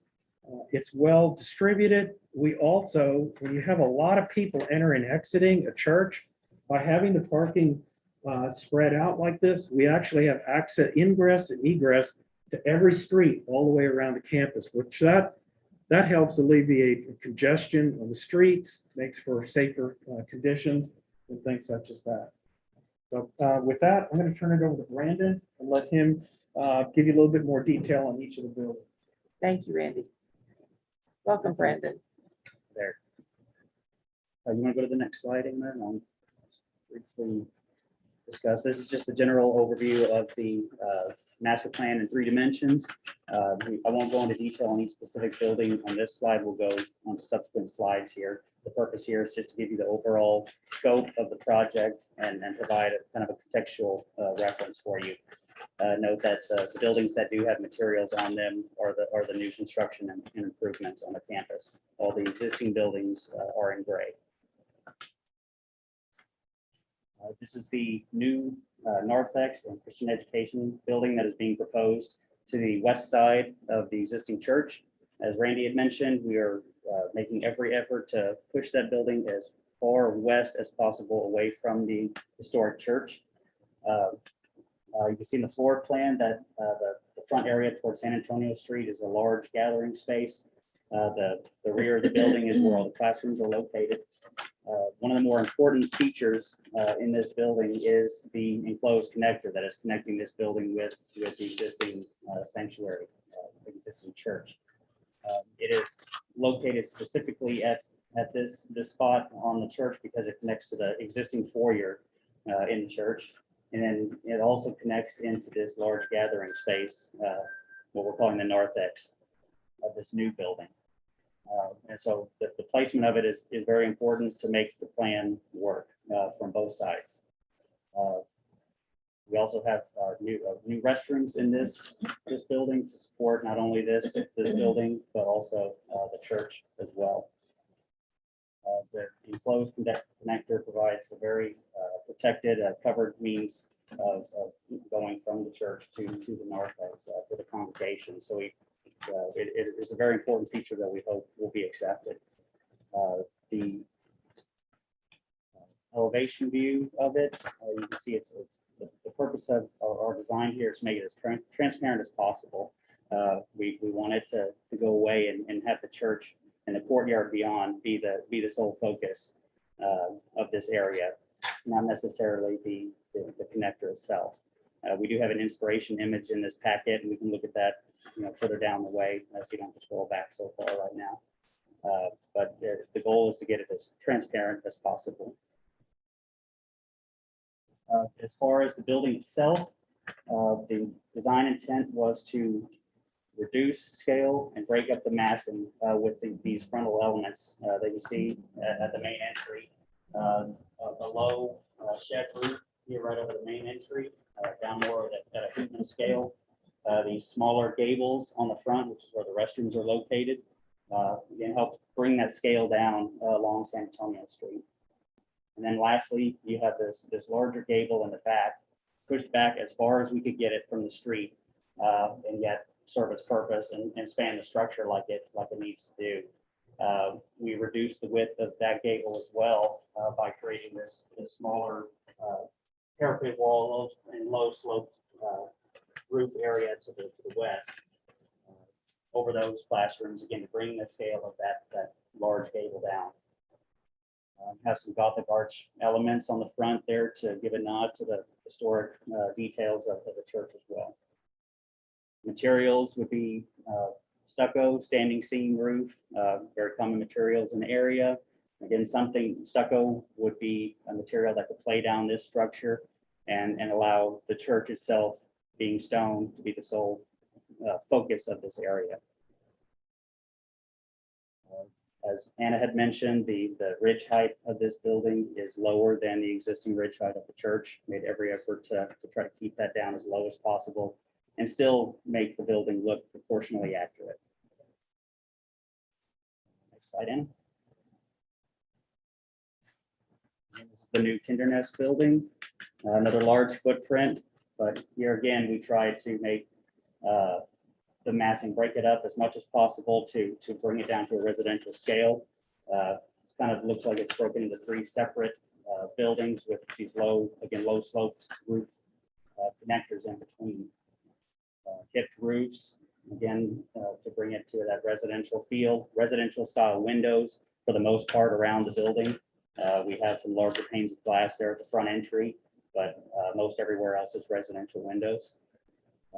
Also have a combination of stucco and siding.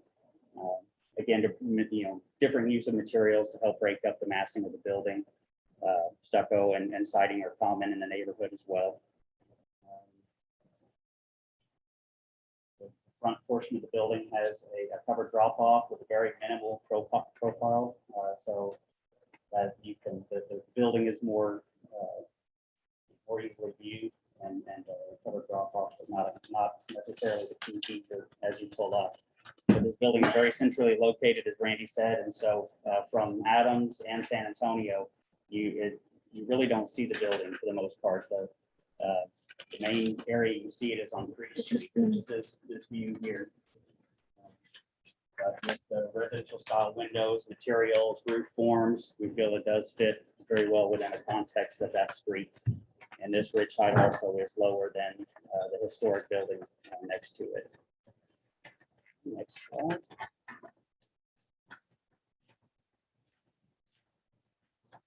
Right next door to Kindernest would be this house, the historic home, the concrete block building at 110 East Street. Just proposing to expand the backside of this structure to make more room for adult classrooms. The addition is entirely on the backside of the building. The gable form is in proportion and scale to match the existing 3 gables that are on the structure itself. Materials, again, are proposed to be stucco, a combination of stucco and siding to help break up that massing even more. You'll notice the fence there that's enclosing the playground. Again, just a very representational fence for the time being. Those details would all be submitted at a later date, as well as the colors on any of these buildings. All the colors will be submitted independently with each individual building as they're presented. Next slide, please, Anna. This is the existing parsonage next to the east side of the church. Very architecturally significant building. The program is requiring that in the future that these will become the church offices. And in order to accommodate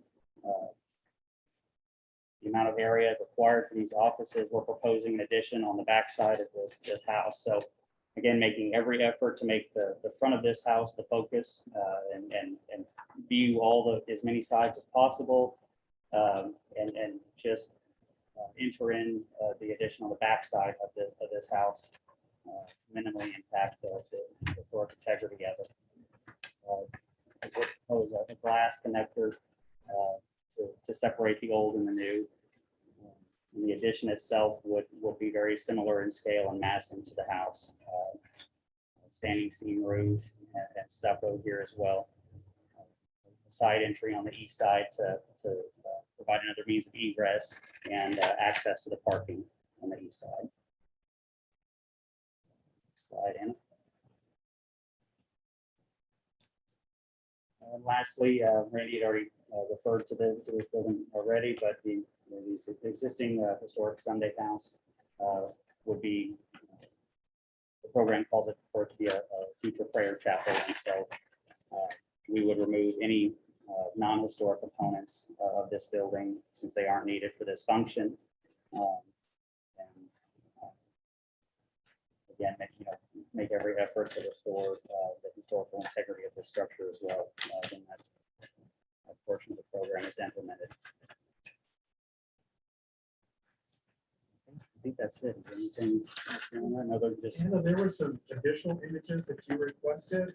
It might be helpful to just kind of page through those quickly and what Brandon. Yeah, these are just some additional views of the Kindernest building on Creek Street, so you can kind of get a better angle and see its context within Creek Street. We have both buildings on either side mass. One side being a residence, the other side being the future adult education building.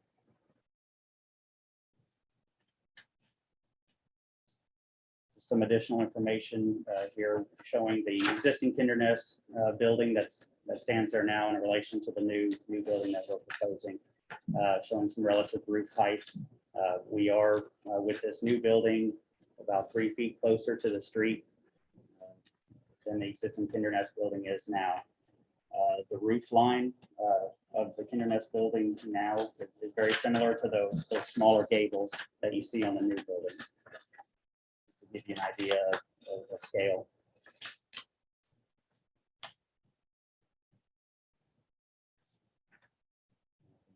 One more street view from that end, yeah. So looking west, have a proposed view after that.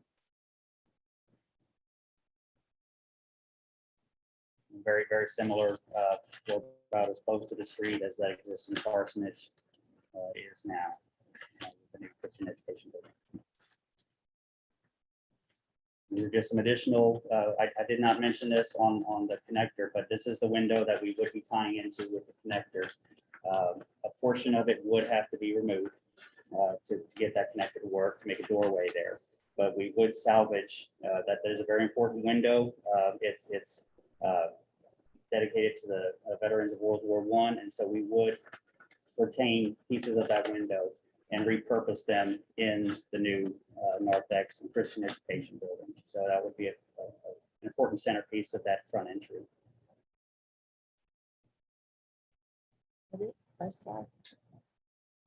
Could you show an elevation of the narthex with the, in relationship to the church? On the other side.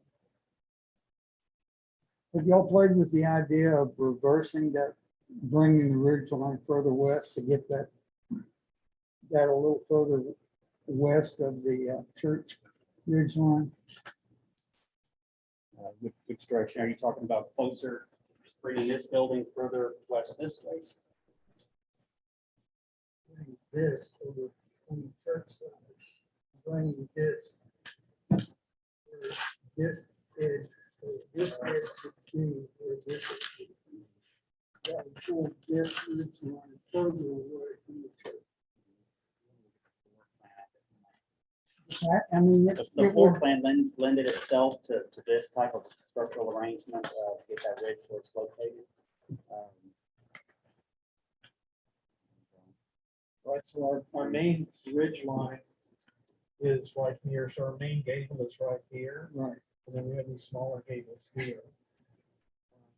What I'm saying is taking this ridge line right here, over here, whatever this, put this over on this side of the church.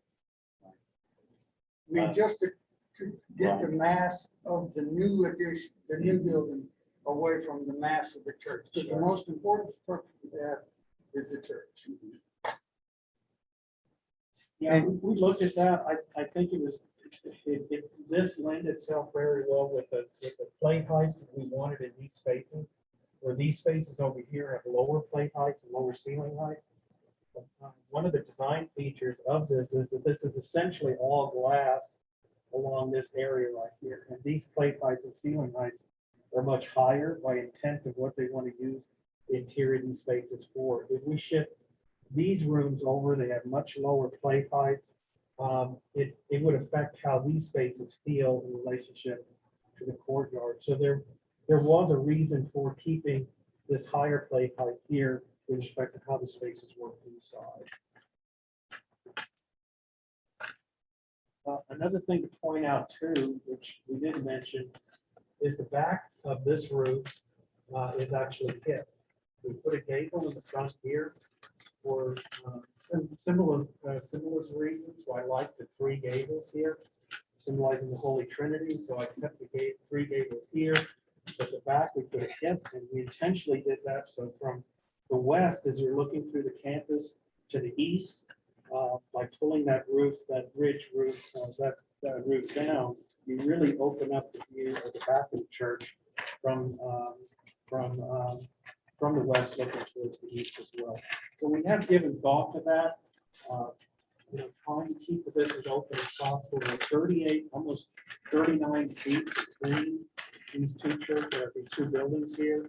At St. Mary's, we had 30 feet between the parish center and the church. I know, different project, but it had a 16-foot plate height. This is about a 14-foot plate height. Roof slopes are very similar, but I think it worked well there. So I think in reality, it can work well here. I guess one of my concerns is the mass of the large gable of the Northex building. If I were out of recommendation, it would try to figure out how to narrow that up and make it have a bit more vertical proportion, just to appear less. Yeah, heavy it's a on the side. challenge. It These is. buildings are big They footprints, are. you They know. are. And it's- we tried different roof sides. Yeah. We tried all sorts of different roof pitches. Yeah. But at the end of the day, the roof pitch we looked at shallower ones, it just didn't look right. Yeah. It didn't look like it was compatible or complementary either to the church. We really tried to stay away from mimicking this building much. You notice there's only 2 arches in the whole building. Sure. There's no stone, there's a little cast stone. But when it came to the footprint, good Lord, we're kind of stuck. Yeah. You need the space. So there, the things we have in our toolbox are playing with the pitch of the roof, introducing some lower masses, breaking up the mass, even just in the front by doing the 3 gables and a lower pitch in the middle. Here you can see the hip roof in the back. A lot of transparency. I mean, this, unlike the connector we did at St. Mary's that had, we had 7 arches on both sides. We took the arches completely out of here. And the inspiration image we have, hopefully you can see it. It's literally glass. It's not even any metal framing. It's structural glass. When you look through that glass, you're going to see the courtyard, this beautiful courtyard that's going to be between the 2 churches. It's really going to have a lot of transparency to it. So this is where this courtyard will be back here. So contextually, in real life, I think it can work. It is a big mass, but I think we've done a lot of things to try to reduce that mass and break it up a little bit.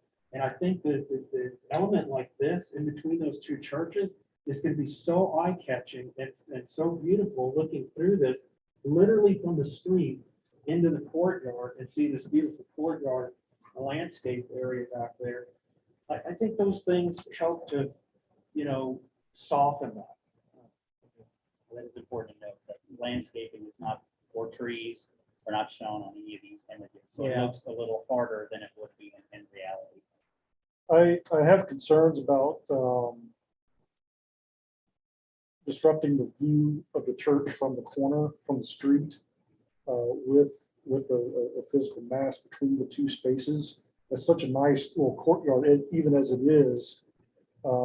With respect to the connector? or- Yes, yes, I'm not terribly in favor of the connector because it interrupts, the view of the historic church Oh, as a sure. whole. And Absolutely. it also disrupts historic fabric to do that as well. I don't know if a covered walkway has been explored or what other options there may Those are be. good points. And again, I'm not trying to Sure. compare this to another project, but it Sure. is one in our own community that we can use Sure. that maybe you're familiar with. If you look at the big St. Mary's Church, that connector that we did over there, that was never a doorway. It was a window, exactly the same situation. In the 50s, they came in and the parsonage was built and they built a connecting roof. And they basically did the same thing we're proposing here, is to come in here and they broke that window, broke that up, removed the section down here to make the doorway. The roof section that we're talking about intersecting here is about 8 inches. It's very, very minimal. And I get your point about losing that view, and nobody wants to lose that view. That's why we're literally talking about it just being transparent glass. There's no structure that would be in between that. You'd still see everything above and you'd see everything below. The only thing physically you'd see is that thin mass of that roof structure. I get that, you know, not wanting to put it there, but at the same point, all of these things are a balance of architecture and function. When they have funerals, they need this narthex to be able to bring in the casket, take it through the connector, bring it down to the church. That's a very real thing that they need to have to make their services work. To go back out of that or go through out in the weather again, it's just that functionally just doesn't work. So it's not optimal, it's not perfect, but it's trying to find that compromise of making, you know, today's needs work with preserving the historic fabric of the building that's there. We're taking nothing away from that. Absolutely, you're absolutely right.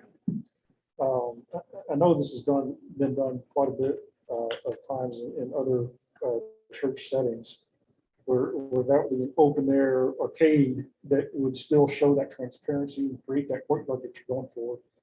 And maybe there's a way to not have to necessarily connect to the historic building and maintain the fabric as much as you can and create I that think, yeah, courtyard. you could put a roof that stops, Yeah. but it wouldn't be an all-weather situation.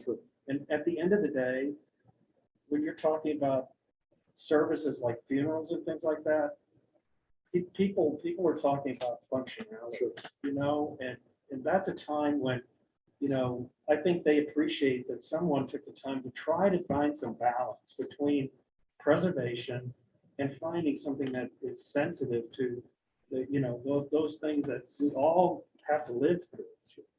So I'm not taking anything away from that. Your comments are dead on. But if you look at the Secretary of Interior Standards, which I know you all are very familiar with, this is a very classic solution of how to connect to an existing building. They even say that you can take windows and convert them to doors. And that's literally what we're doing here. It's within the Secretary of Interior Standards for trying to make an adaptation like this work. What about that back door? You couldn't tie into the back door, the one that's further towards the back? We looked at that, but there's a lot of elevation changes there. If you go in there, you've got to negotiate stairs up and down.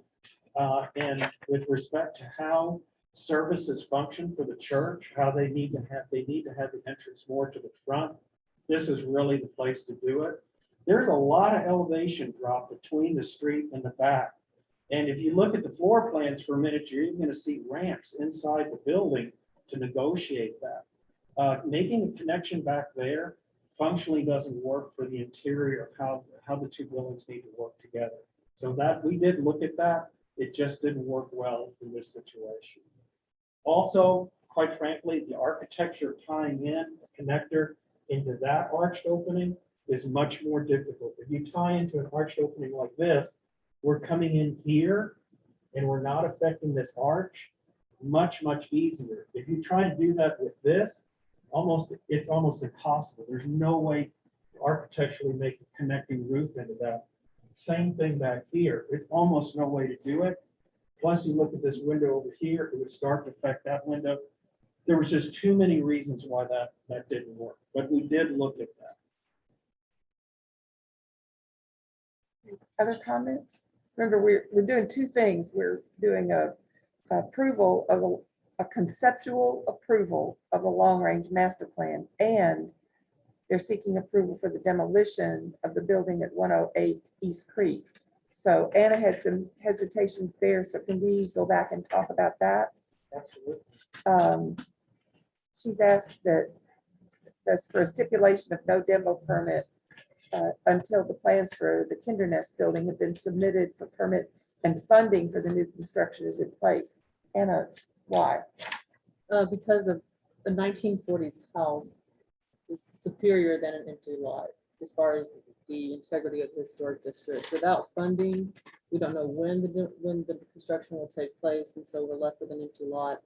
And things could change between now and then, or, I mean, Yeah. just an empty lot Okay. right in the middle of the block. Which So one do I you want think to we're take that? saying that we, if, to change the master plan would be coming back to the board again and asking for a change. So we're not suggesting our plan would change without coming back for another approval. But you want to demo that house now? Is that what you're Yes. saying? The condition of that house is not good. It seriously cannot even be, it can't be used. It's not habitable as it is. So to keep it would just, the church feels would put undue burden to maintain even in its existing condition until such time that the plans and the funding is ready for Kindle. So that's why they're asking to be able to remove. So there's nothing in it now. It's not being No, used for it's anything? not, it is not being used. Greg, do you want to speak to that more? I've never been in it. Yeah, it is not being used, the foundation wall for the basement is just got a lid in it, it's got a lot of water intrusion, and there is a big mold issue in that area. And, we actually also considered using that as, I guess, a landing site for construction for our first phase to put our materials. So we didn't have to use a parking lot. Take away from more parking. What is phase one? Phase one, as we anticipate it right now, we're in the process of getting costing on the whole project, so we can decide exactly where we're going. But phase one, as we see it right now, and we're pretty certain it's gonna go that direction, will be rehabilitation of the church steeple that has some issues, and all the existing historical structures, 110 Creek Street, and then 209 Adams, right? And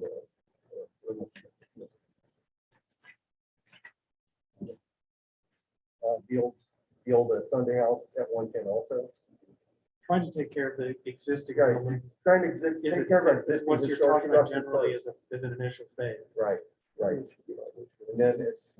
And of course, the next the next phase as we see it right now would be Kindernest. So to Anna's point, you're not ready to start on Kindernest, get a complete approval for it or have the funding for it at this time, but you want to tear down the house anyway. Is that, I'm not Well, being argumentative, I'm just trying to make sure I understand that we understand what you're saying. I can't definitively say that's, once we get our costing in, we'll have a better idea of exactly where we're gonna go. But that's kind of where we envision it going. But if even, whatever we do, the steeple project is gonna be a big project. I mean, that's, we're doing a total historic restoration of the church, is what we're looking at. Of course, we'll return with that, of course.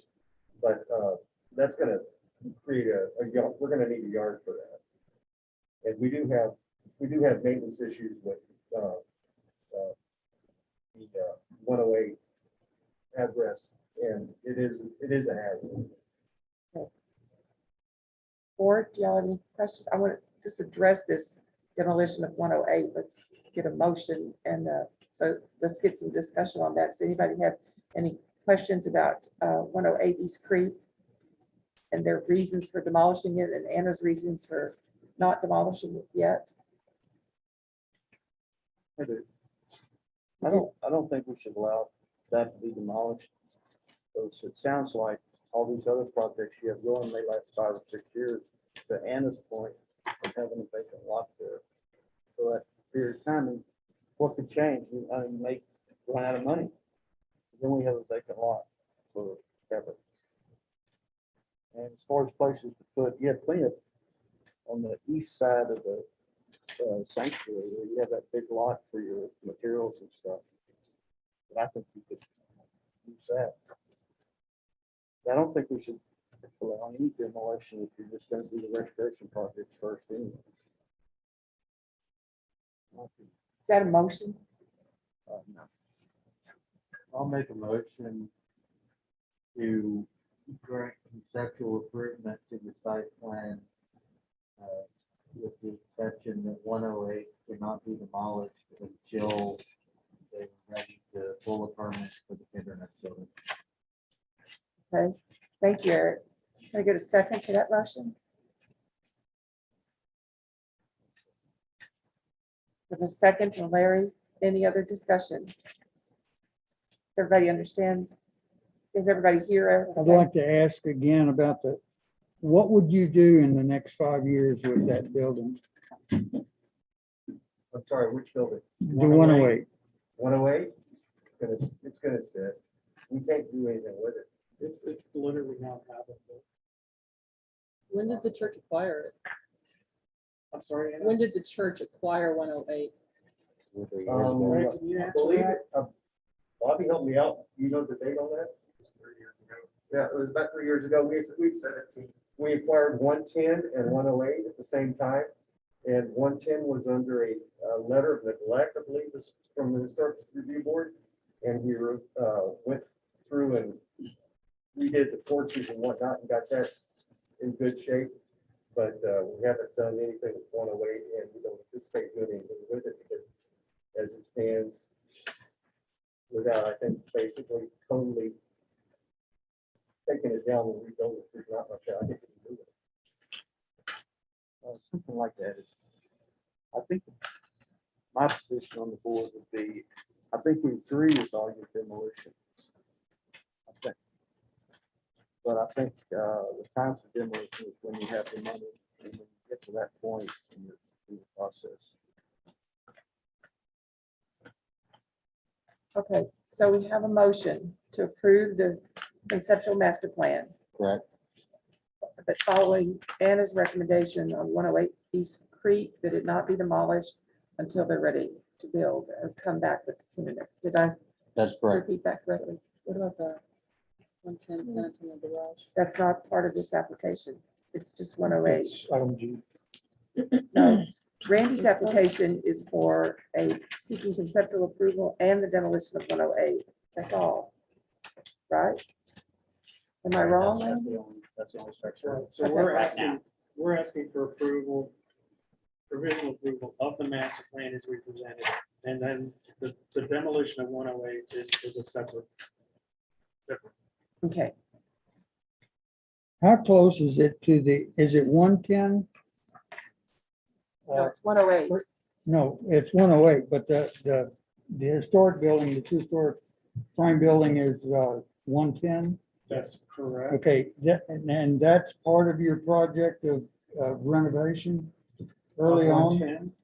But yes, that would be one of the surrounding. Yeah, buildings that's that an would be existing approved building. at And this so what the stage. church is saying is they're going to put their funds towards trying to take care of what they've already got before they start building these big new buildings. Okay, if you redo 110, will there be any grounds surrounding that? In the master plan? Well, in the master plan, I know because it's part of Yeah, the we had, play. in fact, we didn't mention that, but we intentionally put the playground for Kindernest around 110. Maybe you probably saw that. It was very intentional to try to keep that green space. I'm not sure I'm answering your question. Well, in the meantime, before the Kindernest is built, Yes, will there be other landscaping around that? the that space that 110 exists, the space? space that exists would still exist. If you said 108 needs to stay, But I mean, if 108 were removed, are there things you would do in that space? it'd be just open. I mean, until Kindernest would be built, it would just be open. Just May I interject? If it's a condition of approval, I'm sure we could make that a green space for functions or whatever in the meantime. But yes, it would be, Yeah, essentially it would be an issue. I don't sense that the church would leave it looking like a demolition site. To make clear, it would be made into an open, grassy, mobile, usable space. They have so many things over there, outdoor worship services, functions for the preschool, the youth group. There are so many things that they could use that space for. Space is a premium for it. It is. I mean, their youth group right now is in this space right here. But we already know that like the courtyard area, these other areas that are in the master plan, they're gonna go over and use those spaces. So 108, just because it's gone, doesn't mean that space isn't gonna be used for something. Part of the presentation I heard was that space was going to be used as a staging area to complete renovations on the steeple and other projects around the site. And my understanding is that you still need the current parking areas to service parking areas while that's being done. So this is the available area to make those staging areas. And that could work because the steeple was the very first project that they need to do.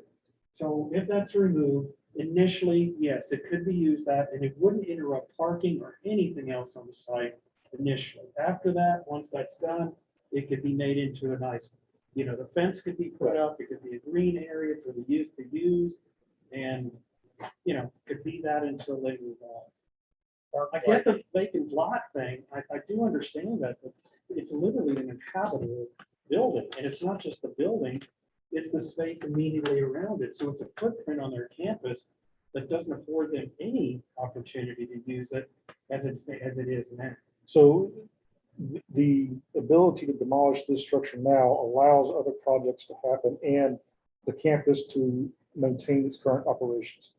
Well, yes, and it allows them to do things they can't do now. Okay. I mean, since they, turning that into an open green space would be huge for the high school youth to use for functions and outdoor gatherings and things that they don't have now, because right now the courtyard isn't built, it's pavement. So I know the house is gone, but it then immediately gives them an outdoor space for functions that they can't even have. And at the same time, gets that liability off their back and maintain it. Okay, we have a motion and a second. I want to make sure we've got all the discussion out. Anybody have any? Go ahead, Brad. The one item I would like to add to the motion is to look at alternative options for the connector piece and trying to avoid. We've got a motion and it's seconded. We can come back because they have to come to us for each one of these. I understand. I'm trying to make sure that the historic church is protected and not damaged, and the district is maintained. The historic view of the church is maintained as part of the master plan vision. So then you would vote against this motion, which approves the master plan and not the demolition of that building. That's the motion that we have. So we could vote that one down. You can come back with an addition to the master plan. So can you please clarify the motion one more time? Yes, the motion is to approve the conceptual approval of a master plan and to not approve the demolition of 108 East Creek until they've come back with how did you say it, Anna? Recommends approval of no demolition permit to be approved until the building plan for the new Kinder Nest building is submitted and the funding for the new construction is in place.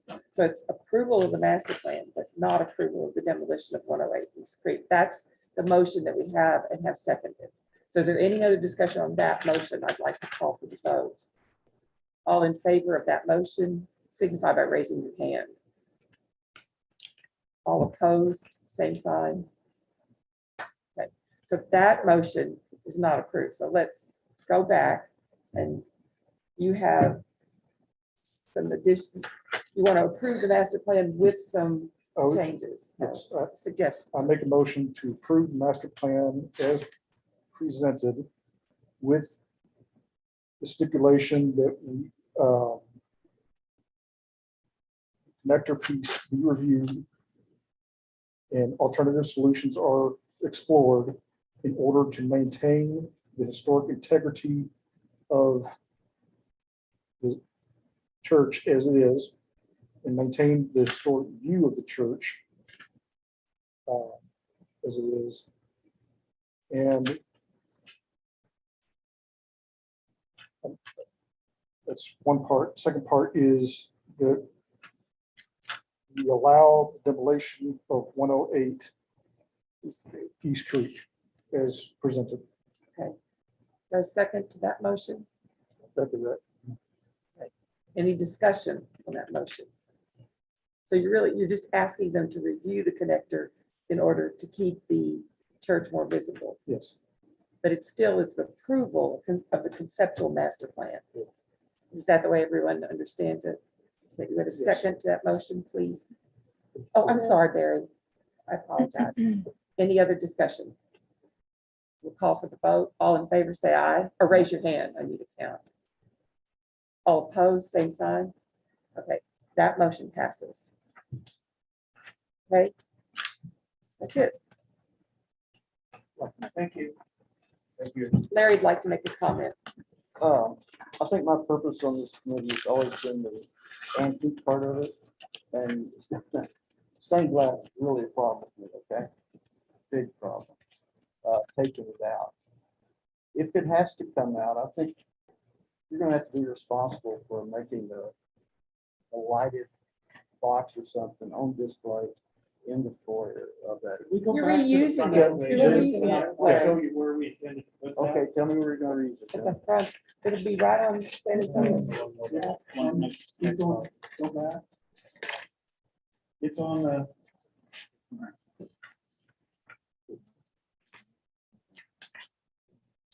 We thought about that. It's very important to the church. So what we're gonna do is that window's gonna come out. It's the bottom half of the window, right? This is the main entry to the new narthex. Okay. It's gonna be put in right in the middle of that, and we would replicate or simulate the glass panes that exist above that window right there. So that memorial will be placed there and additional stained glass will be put there. So that would be exactly like each side of the main door as you come in. I missed that part. We didn't We put that out. didn't say it. I'm sorry, that's on the list if we tried to keep quick. And we appreciate it. We appreciate your brevity. Thank you very much. Thank you. And thank y'all all for being here. I would like to make one more request in reference to the hotel. Oh, the No, hotel. Go ahead. Something that and I would like to request from the owner and or architect is possibly having them give us 24 by 36 drawing that we can see clearly materials indicated on the building. It seems like the digital presentations are not coming through as well as we would all like. They're hard to. They're very hard to decipher. read even on the screen. It's and on paper. impossible. A full I've set of seen, plans. I've been so through a that lot we of can plans. relate This I can't. Right. Plan to elevation. Correct. Yeah. So I would like something to help clarify and be able to read the elevations. Good idea. Great. Okay. Bring us a set of blueprints. Yeah. And the stuff, Yes. you know, Yeah. the tiles. And a Okay. model. A model would be good, yeah. Number 8, discussion item. Anything for discussion? Anybody? Okay. I need a motion to adjourn. I move to adjourn. A second. All in favor, say aye. Aye. Aye. Opposed, same sign.